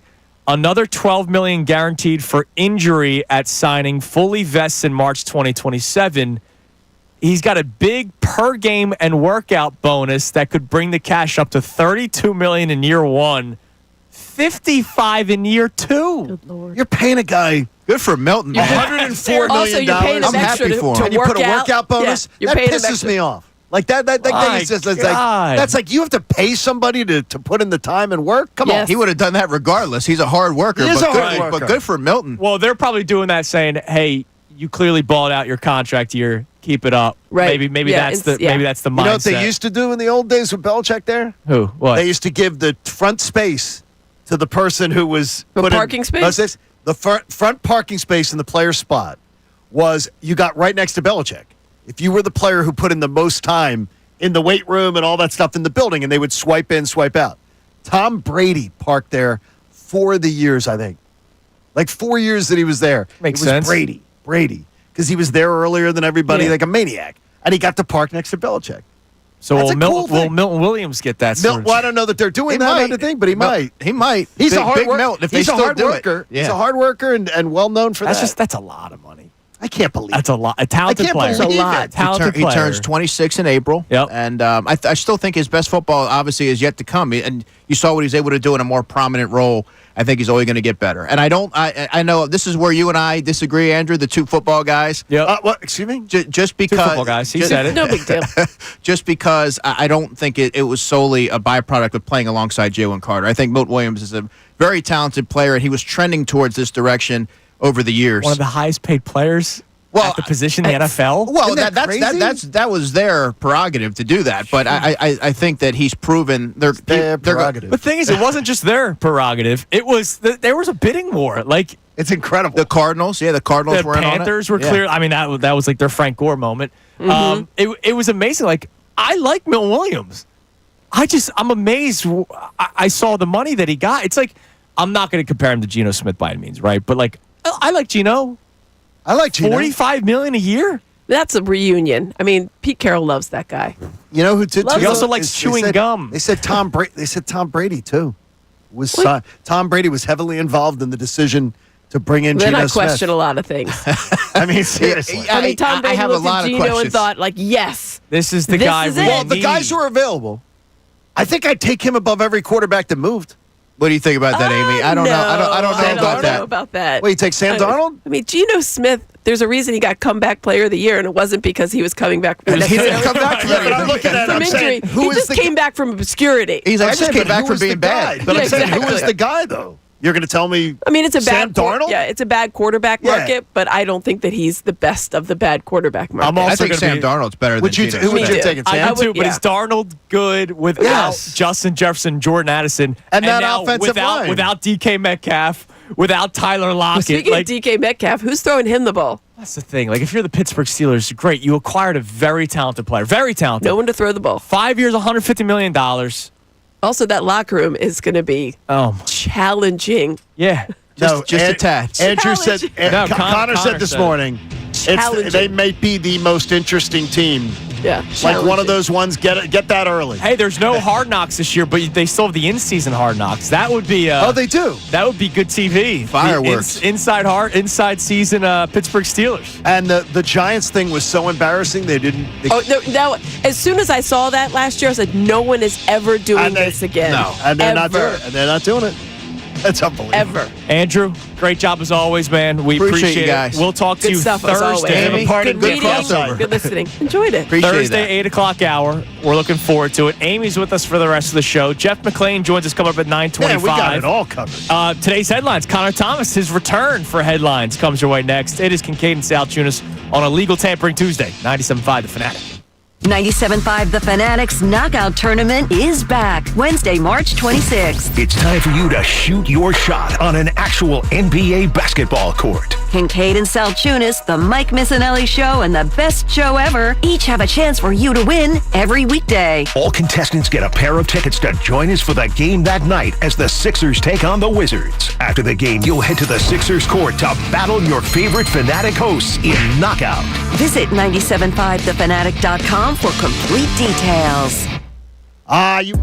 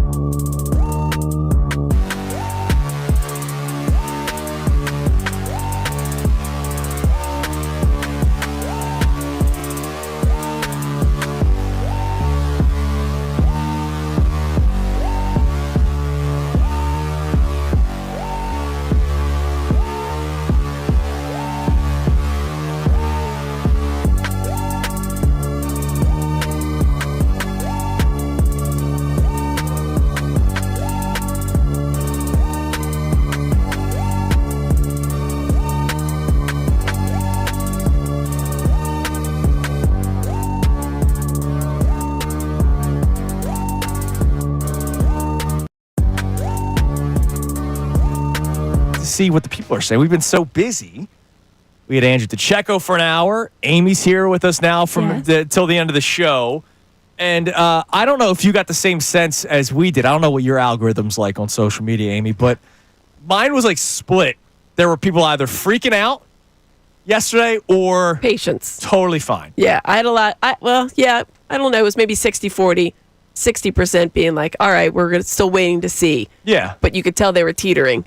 Okay, so there was some teeter. I saw either like, oh my God. They were teetering. What's happening? I had a few that were like, oh my gosh, this is it. What? Everybody's left. Are we not keeping anybody? One. We must have the same one, Andrew. Well, we were with each other every single day. And I think it is, that's why I get some of Haley's TikTok dances popping into my, into my feed too from people she probably follows. Yeah, blame everybody Or else. Connor. And it goes, it's the dramatic on both ends. Right, the two extremes. extremes. What I can't understand. Yeah. If an Eagles fan, if you're a Sixers fan and you want to go to dramatic lengths, you're there. But if you're an Eagles fan, you should really be, middle lane. We get greedy. Cruising along. No. Well, that's Shefty with the Philadelphia Eagles. No name on this text, but they say, I see Howie making moves to shore up key positions. We did not all of a sudden become a place people don't want to play. A lot of teams appeared to overpay early so the Eagles could get some deals late. Maybe, yeah, the second and third waves. Yeah. But how good are those players, second and third waves? They obviously it's have a to destination place. Yes, it is. The Eagles are definitely a destination place. Like, the first wave is the guys getting paid. And then guys getting the big pay. Yeah, and sometimes overpaid. Right, and then when you see the guys left and you're like, okay, well, where's this dude going to end up? I imagine Philly's going to be on a lot of players' lists. Yeah, I agree. I just saw a tweet before we get to headlines. Some random guy named Mike. It's week 11. What's up, Mike? DK Metcalf's arms have fallen off in the weight room. George Pickens went over to the other sideline, grabbed the jersey, and is now lining up for another team. Aaron Rodgers is lost and presumed dead in the jungles of Belize. I mean, seriously, Mike Tom was walking around with his headset being like, is anybody on? Can anybody hear me? I don't know what the Steelers going are on doing, with this team? man. Kirby Smart wanted to strangle George Pickens back at Georgia. Yeah. And literally used those words one time about, he got in a fight at the Georgia Tech game that Georgia was winning by like 30 points. Right. And George Pickens gets into a fight that ends up getting him suspended for the half of the SEC title game. And he wanted to strangle him. And he's like, sometimes you just want to do things that you're not allowed to do. There's plays where he didn't even He's run crazy. the route. No, he's crazy. Just he is stopped certified. running it. I'm sure him and Rodgers will just be best Oh, buds. my gosh. That'll be team dysfunction. And you never think of the Steelers being that. No. All right, it's time now for today's headlines with Connor Thomas. Today's headlines with Connor Thomas. Brought to us by who? Our friends over at Lundy Law. For over 70 years, Lundy Law has been fighting for injured people. If you need them, remember the name Lundy Law, your injury lawyers. Visit lundylaw.com. That's lundylaw.com. See, now let's hope they continue to sponsor the segment because they've only known Brendan Gunn as the man running headlines. That's true. It started last week, so no pressure. Well, we haven't talked about this yet, but we have a little bit of Phillies news. Opening day is just a little bit away, and Matt Strom has a shoulder impingement. His status is in question for opening day. Any worries about that? Well, you say we. Maybe we, including you. It was discussed on the show, yes. Oh, was it? Okay. That's concerning. When he's already dealing with shoulder soreness and inflammation in March, that's not a good sign. When not good. He was one of your off. Yeah, and he was one of your better relievers that you kept. You lost obviously Hoffman and Estevez, and Strom was one of the guys that you kept, and he's already dealing with shoulder inflammation. That's a concern in March. And it's not like he's pitching in the cold weather. Luckily, he doesn't have to wash his hair, so that you don't have to lift the shoulders up.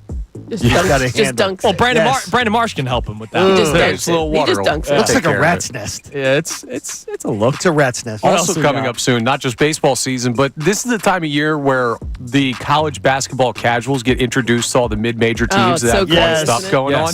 And we have maybe our new favorite player for the month of March. His name is Kyler Filewich. He plays for Wofford. Shout out the Terriers.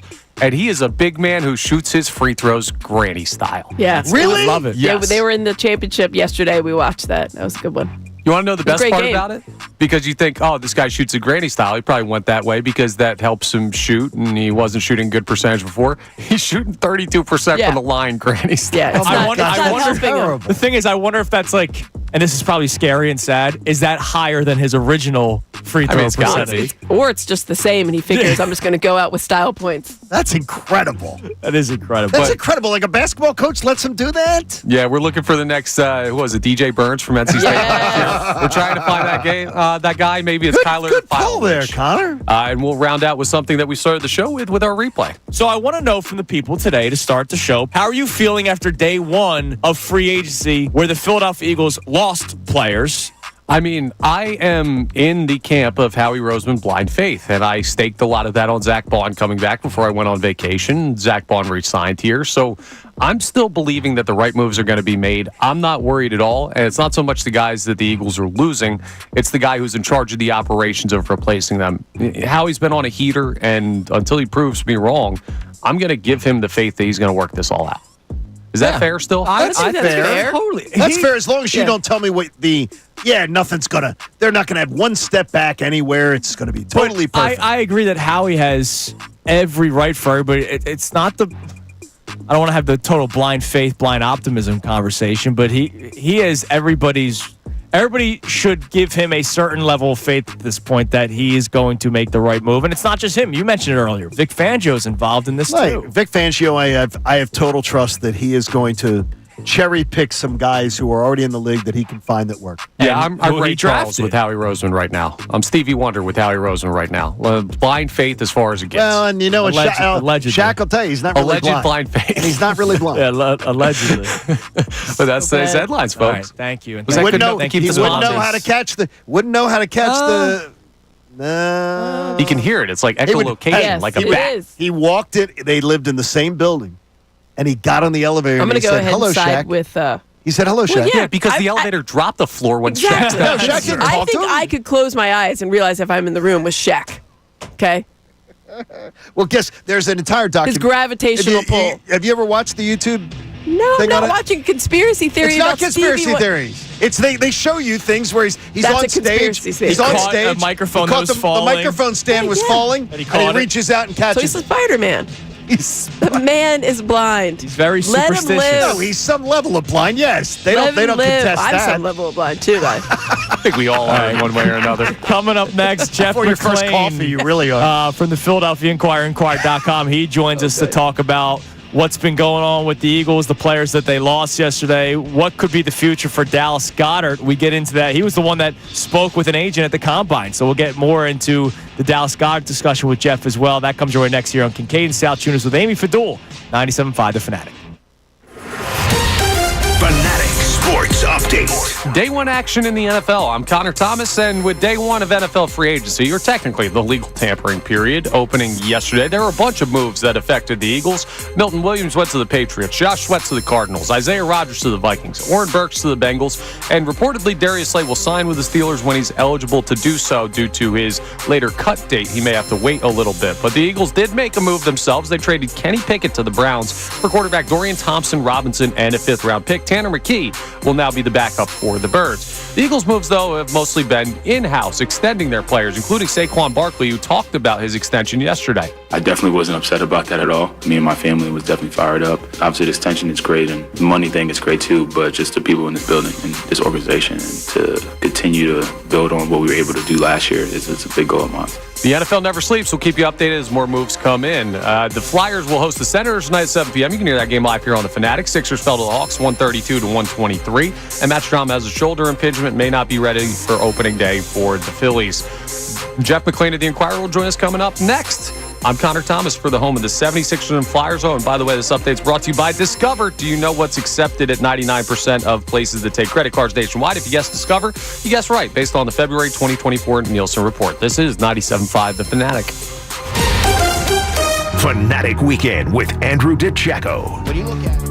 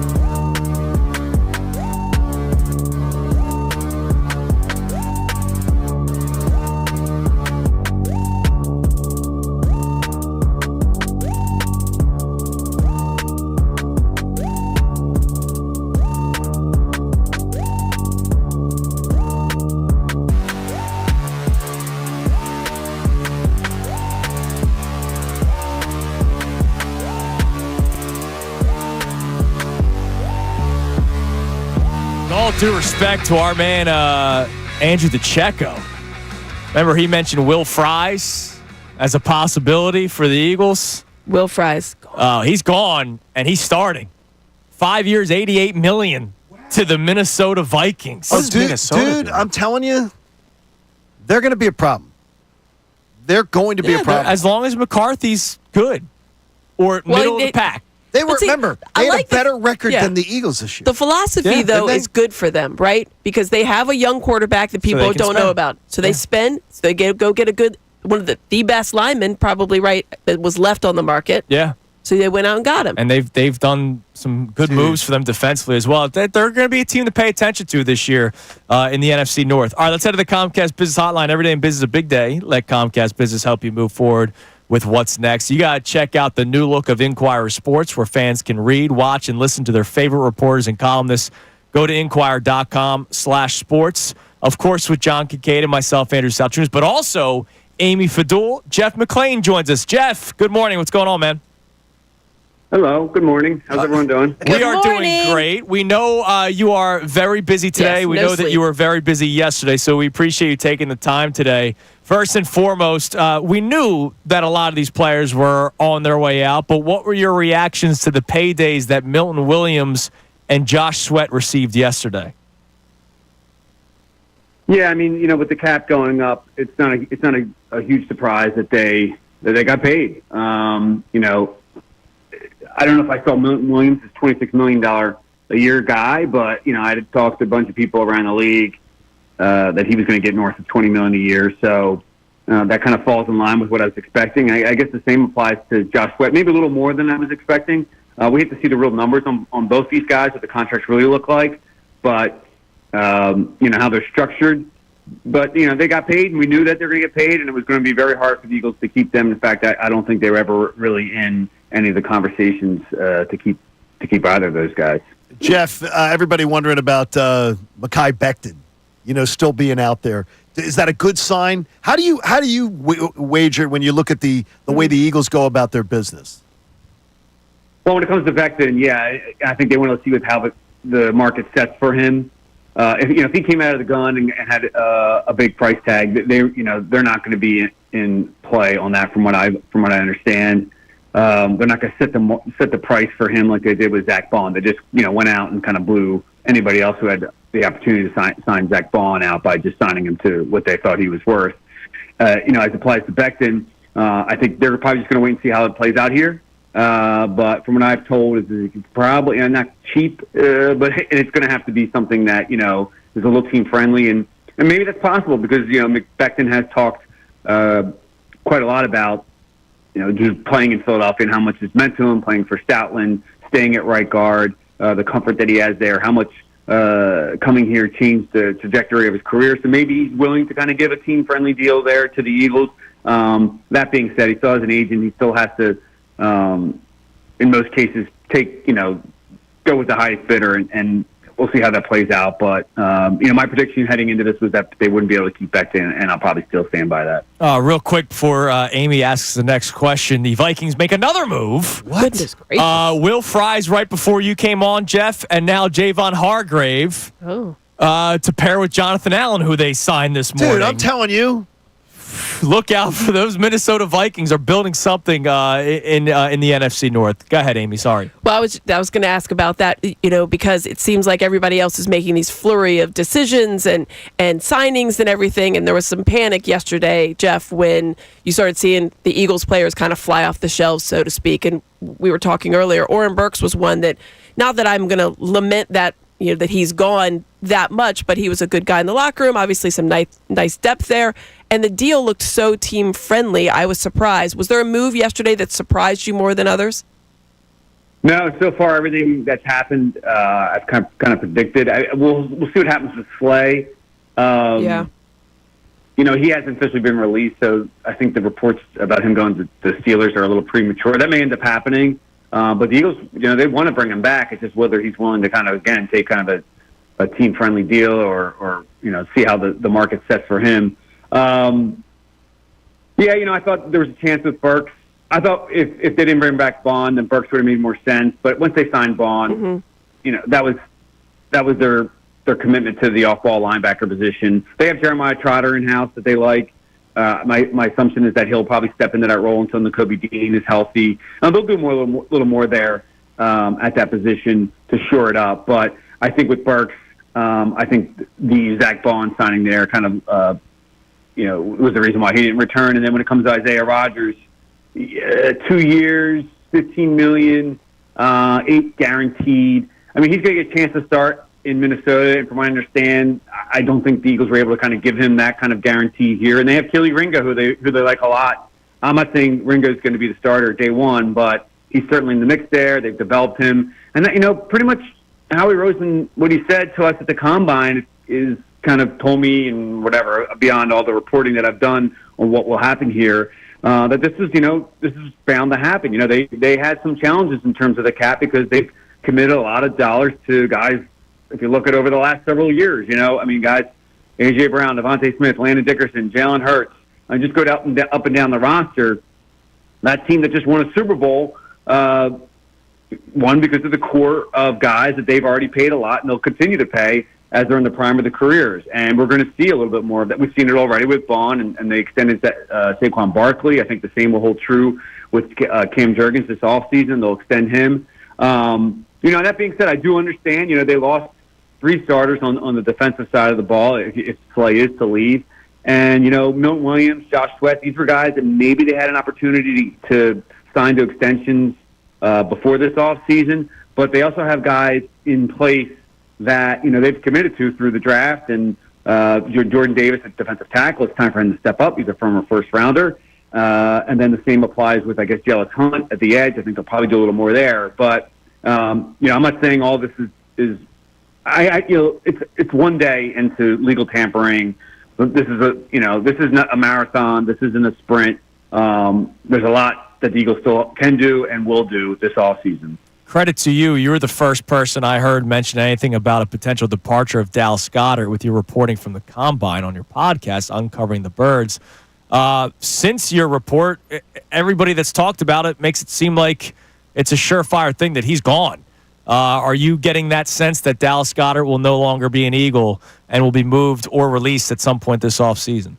No, and I kind of update my reporting a little bit just with them, confirm that, they have dangled him out there on the market.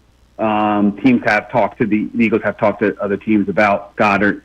But I think it's possible that, he agrees. He looks at the climate, and, obviously maybe wants to stay in Philadelphia, what it does for his career to continue playing here, and agrees to restructure. But I think that's what has to happen for him to return, because I just don't quite see the Eagles paying him $15.5 million in cash, considering, the way things have gone the last several years with him getting injured a lot. Goddard's a really good tight end. Oh, yeah. When he's healthy.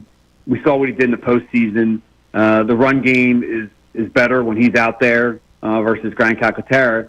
That said, this is a draft that is said to be deep at the tight end position. Maybe the Eagles are thinking, hey, we can get a guy starting caliber at that position. I also think that they got a lot of mouths to feed on that side of the ball, and then when you look at how they're allocating their dollars here, you got A.J. Brown, you got Devontae Smith. These are guys that you're paying. You got Saquon Barkley. They're probably in terms of divvy it up any way you want to. Options 1, 2, and 3. Can you really afford to pay the fourth guy as much as he's slated to get paid this coming season? Probably not. So, all that being said, it wouldn't surprise me if the Eagles move him. I'm not so sure about a release. That being said, he has a little leverage there, because if the Eagles aren't going to say they're not going to release him, then he could just say, hey, I'm going to go play out my contract. So we'll see how that plays out. But I wouldn't be surprised, if a trade happens. Jeff, where are you sitting on what the Commanders managed to do yesterday? Because to me, I looked at it as sort of a shocking way to spend their money and to use their draft capital. Yeah, I mean, they're making moves, clearly. Some of the guys that they're bringing back on the older side, Bobby Wagner, Zach Ertz, as well as he played last year, showed that he still has gas in the tank. But you're talking about guys that are in their mid-30s. And then to get someone like Kinlaw, I mean, has he really ever delivered? And they get to pay him a certain amount. Debo Sweeney seems like a guy that's on the downslope of his career. I thought the Tunsil move was a good one. You got to protect your quarterback. And this is a guy that's, still plays at a high level at the tackle spot, multiple Pro Bowls. So that move made sense to me and was a strong one. But yeah, I mean, that appears to be the team that the Eagles have to worry about most next season in the NFC East. And we'll see how these moves play out. But I do agree that some of the commitment to older guys, especially when they were kind of a little old last year, a little suspect, the way I look at it. Is there an early winner for you? I mean, it is so early. It started yesterday. But is there an early team? Yeah. I don't know. I'm really skeptical about all this stuff. I think the teams that overspend in free agency, in the long run, it's just not the way you want to build your team. So, Eagles fans, I think the ones who are prudent understand that if you look at the Eagles draft the last 4 years and the resulting Super Bowl, that's how you get it done, right? You sign your guys, you draft well, especially those first 3 rounds.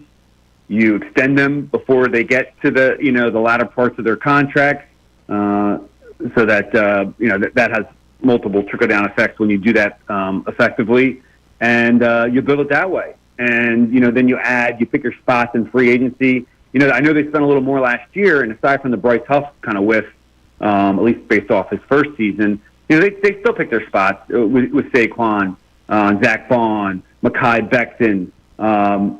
And I think that's what we're going to see here with the Eagles. They're going to sign guys in free agency, but they're going to let the market settle and pick their spots and add that way. And of course, they still have the draft, and I wouldn't rule out a trade.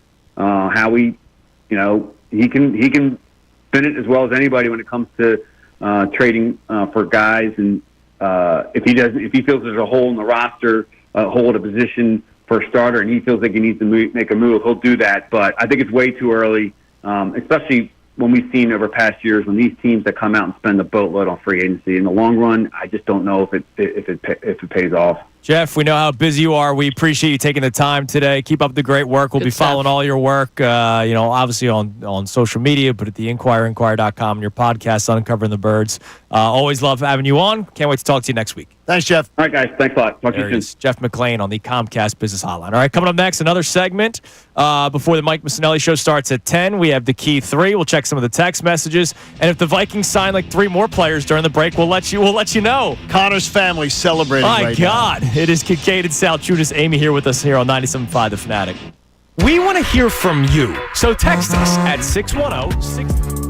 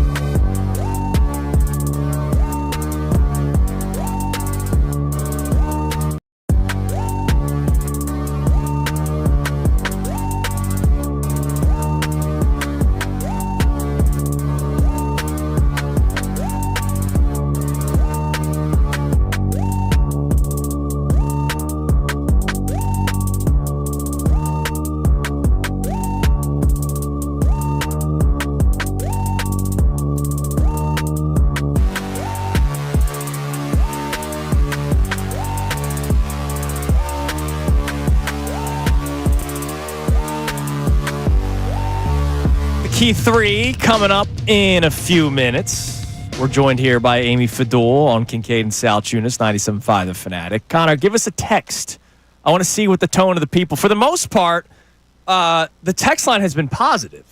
Yesterday, you and I had the very similar algorithm, Johnny, that people were kind of split. Very erratic. Yeah. Whereas today, the text line's been mainly like, don't worry, they'll be fine. They'll be able to replace the players. So do we have more of those texts, or are there people on the other side that are a little bit more concerned? No, I mean, everyone's pretty chill today on the text line. Colby in Central PA checks in, says, I'm a firm believer that offense sells tickets and defense wins game. I don't need our defense to be number one, but I do have a little concern with Nakobe Dean's injury and losing Oren Burks. I think Howie will be able to fill those positions, though, especially after finding Zach Bond last offseason.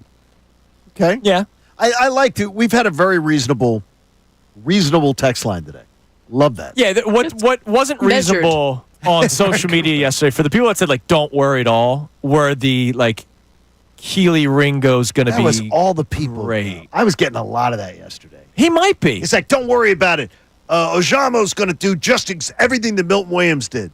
I mean, that's a big. That's a stretch. But here's the thing. I at least saw more out of Ojomo than I have Keely Ringo. Like, I agree with you. I get why somebody would say that about Ojomo. Like, hey, when he did play in his limited snaps, he was okay, so hopefully he can do something. Sure. But, like, the Keely Ringo thing, like, what are you basing that off of? I want to believe in Keely. So bad. Right. Hope. Right, exactly. Where he went to There's college. nothing. Yeah, that's go. a big. And that that's a does big help. one. Yes. That's the interesting one where there are Eagles fans that are like, yeah, he's going to be. Although a little over the top. Darius Slay. I mean, Amy, you know my appreciation for Darius Slay. John, you know my appreciation for Darius Slay. We both had a lot of fun with him this year. We act like not we. Eagles fans act like he was just a guy on the field, and he was much better than just a guy on the field. I had a guy tweeted me that he was washed the other day. Last year he was washed. We had a guy that called us this morning that said he wouldn't have started for him. Yeah, that's right. He wouldn't have started. I can't even imagine. Listen, I don't understand. I love our rose-colored glasses. I'm here for it. But, like, really go look at some of the All-22 and look at the side of the field that Darius Slay is on. Just, tremendous. Okay. I get it. You want him to be not as good because he might be gone. But if he came back, you'd be like, this is amazing. Yeah, I'm so glad that he's back. Here's the thing with Keely Ringo. We got to think about the system. He'd be starting. Like, the Eagles, here's what's going to happen this offseason. Vic Fangio is going to look at Keely Ringo. He's going to decide if he can start for this team. Mm-hmm. And Vic Fangio is going to be candid about whether he can or cannot. That's true. He will be honest. And if he says no, he's going to say no to Howie Roseman. And Howie Roseman, the best GM in the sport, is going to go out and find somebody else who can. And Vic Fangio is going to help him pick that. And they're going to be totally fine.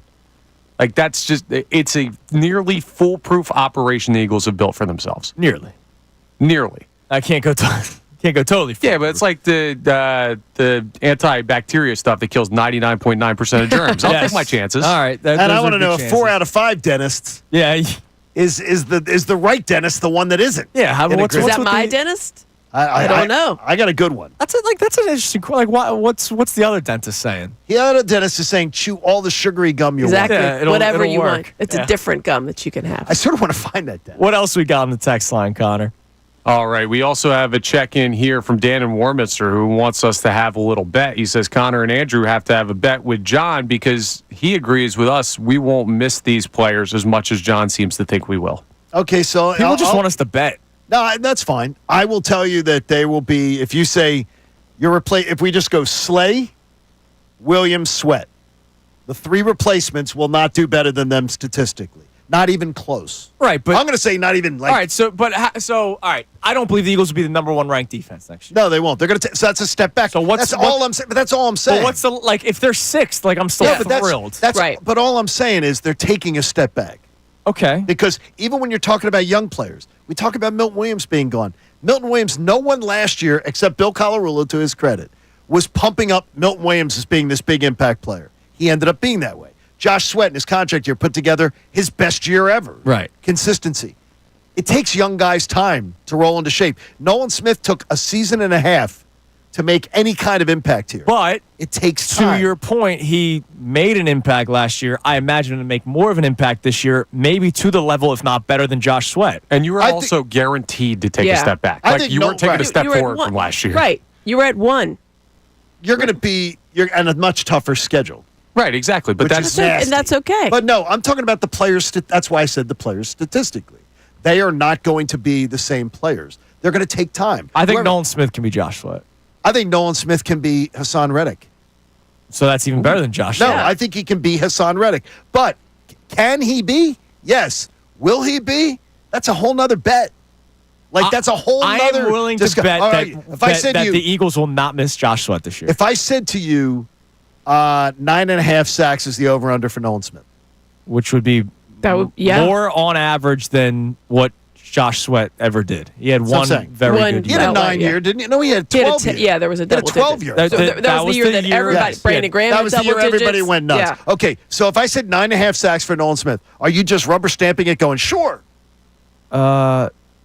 I mean, I'll take 9.5 sacks from Nolan Smith. No, I would. Are you guaranteeing you get the 10 if I asked you to bet over under? Well, hold on a second. Let's say Isaiah Rodgers and I were having a conversation. We got to be more fair here. Yeah. Here's his sack totals. I'll take out the rookie year where he had 0. 4, 6, 7.5, 11, 6.5, 8. Okay. So give me 7.5, 8 sacks. That seems like 9.5 right there. It sort of seems there's only one number above 9.5. How's that the median? Yeah, that's true. Give me 8.5. I say that happens with Nolan Smith. Well, the thing is, though, is that you've got to get everybody has to step up. They all have to. But who's going to step in for Milton Williams? Jalen Carter for another year. Jalen Carter's going to do what Jalen Carter does. Yeah. And if Jalen Carter improves off this year, he arguably was the best player in football on the defense side of the ball this year. So I don't know how much more of a level you think he's going. If he's Aaron Donald, there's another level, man. All right, I would love to keep going, but it is time now for the Kincade Salciunas Key 3 best minutes from today's show. Now, the Kincade Salciunas Key 3, today's best. So I want to know from the people today to start the show, how are you feeling after day one of free agency where the Philadelphia Eagles lost players? The only player that they gained was Dorian Thompson-Robinson, the backup quarterback of the Cleveland Browns. So ultimately a pretty quiet day for the Eagles themselves, not quiet in terms of players that they lost. I kind of expected all of this. I think the only thing I'm surprised by is losing both Slay and Rodgers. I thought if they lost Slay, Rodgers would be retained. That's kind of the one that I was most surprised by yesterday. Let me tell you what I would say is my summary of the day. And I read exactly what you did yesterday. The pulse of the Eagles fan base, and good to have Cornerback too, is the idea that it was either or. 100% trust Howie. Don't worry about it. We're not going to miss these guys. Right. Or it was, I'm concerned. And I'm going to tell you, the people who are concerned or who are more concerned are the smarter fan. We're putting intelligence on them. I think they're the smarter fan. Because to just dismiss losing your two best pass rushers, to just dismiss it as it doesn't matter, is stupid. I don't think it's stupid. For you to say stupid, I think that's is stupid wild. to me. 6 no, minutes into the if show. you dismiss it, listen to what I'm saying. All right. If you dismiss losing your two best pass rushers on a Super Bowl defense that was number 1 in the NFL and say, no big deal, we'll replace those guys. We can find somebody in the draft. That is high-level stupidity. You can't dismiss it. All right, so what do if you you say consider now, dismissing then? if you say, we'll replace those guys, no big deal, we're losing them, no big deal. That's stupid. I was totally fine with the Eagles losing Josh Sweat. I'm not a big Josh Sweat fan. I told you that 100%. I was fine with Josh Sweat walking out the door. Absolutely fine. But if you're totally losing, fine with it. But saying that you're not going to miss Milton Williams and Josh Sweat, to me is just, we're not going to miss them. I think there's a reasonable approach to say, I trust Howie can find a cheaper option and can draft somebody and we can coach them up and hopefully they'll be able to give us the kind of production we got after those guys last year. To think you're just going to find a spare part on the web, go draft somebody, plug them in, and it's going to be just as effective, that to me is stupid. But I think that's the people that are dismissing it believe in the Eagles to be able to do it. Because the Eagles have told you that they're very good at defensive linemen and interior linemen. Like, they're very good at How long does it take? No one in this town talked about Milton Williams being an impact player till last year. Yeah. No one. So how long did it take? It took years for Milton Williams to be the player that he was last year. To think someone's walking in off the street and going to be drafted. Yeah, but I got Jalen Carter did. turning into Aaron Donald in front of our very eyes, and maybe I do believe that will whoever the continue. replacement is to, like, I believe. Hey, congratulations to Josh Sweat and Milton Williams. I congratulate him too. You both got paid, and I do believe Milton Williams got paid as a product of playing next to Jalen Carter. Jeff McClain joins us. Jeff, good morning. What's going on, man?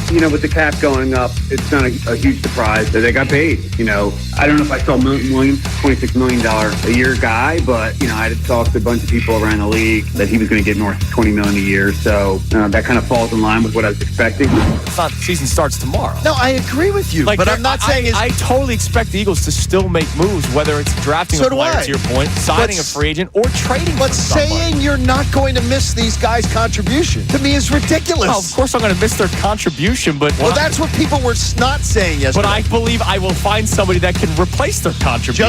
Just as good.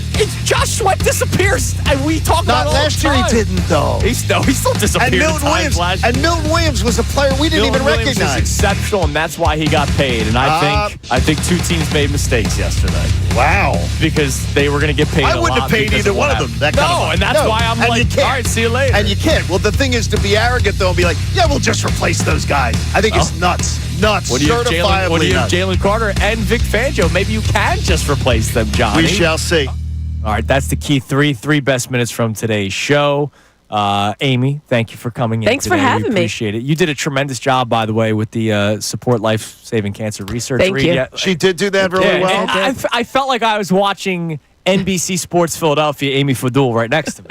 See, Pierce Phelps Bryan Heating and Air Conditioning loves to do it, too. They love to contribute to the cause. Hey, the American Association for Cancer Research does great work. Go to 975thefanatic.com/AACR because cancer research saves lives. How much teleprompter do you even read? Because you're analyzing the game, so you're live. There's certain things that you have to hit, obviously, but it's automated teleprompter, so there's times where I just don't pay attention to it because I'm just going to ask my question and it's not going to move. That's fine. Wait, it moves on its own now? Voice prompted, yeah. Isn't that wild? What? Yeah. They got everything my these iPad days. does that. It's something. Remember, you're freaked out by the way my iPad does that. It's something. I had no idea. Yeah. I remember in high school when we had our media class. Still had that. Somebody handling the teleprompter. You can have that. You have the little wheel. You can have a foot pedal. But now they've got them where they're voice activated. And we but you can't have to put read. a chip in a damn football. No, he did. I know. I'm just saying finally it took that long. Listen, Finally. I wish I still had the chain gang on the prompter. I'm with you. You learn something new They're every still day. there. I'm amazed. There you go. It's a fun thank fact you, for Amy. you. We appreciate it. I'll see you guys next week. Everybody have you won't see me. That's right. Enjoy Sunny Clearwater. I can't wait. Everybody have a great rest of your day. Mike Missanelli Show with Bill Colarulo. I believe Austin is producing the show today, so make sure you check that out. Oh, he's trying to show Ray that he doesn't have to come back. Hey, Ray tried stabbing me in the back all those years Well, at middays. Austin Oh, that's too much. Austin has a dagger. Man, Temple women are rolling, so enjoy it. Better look out. Mike Missanelli Show next here on 97.5.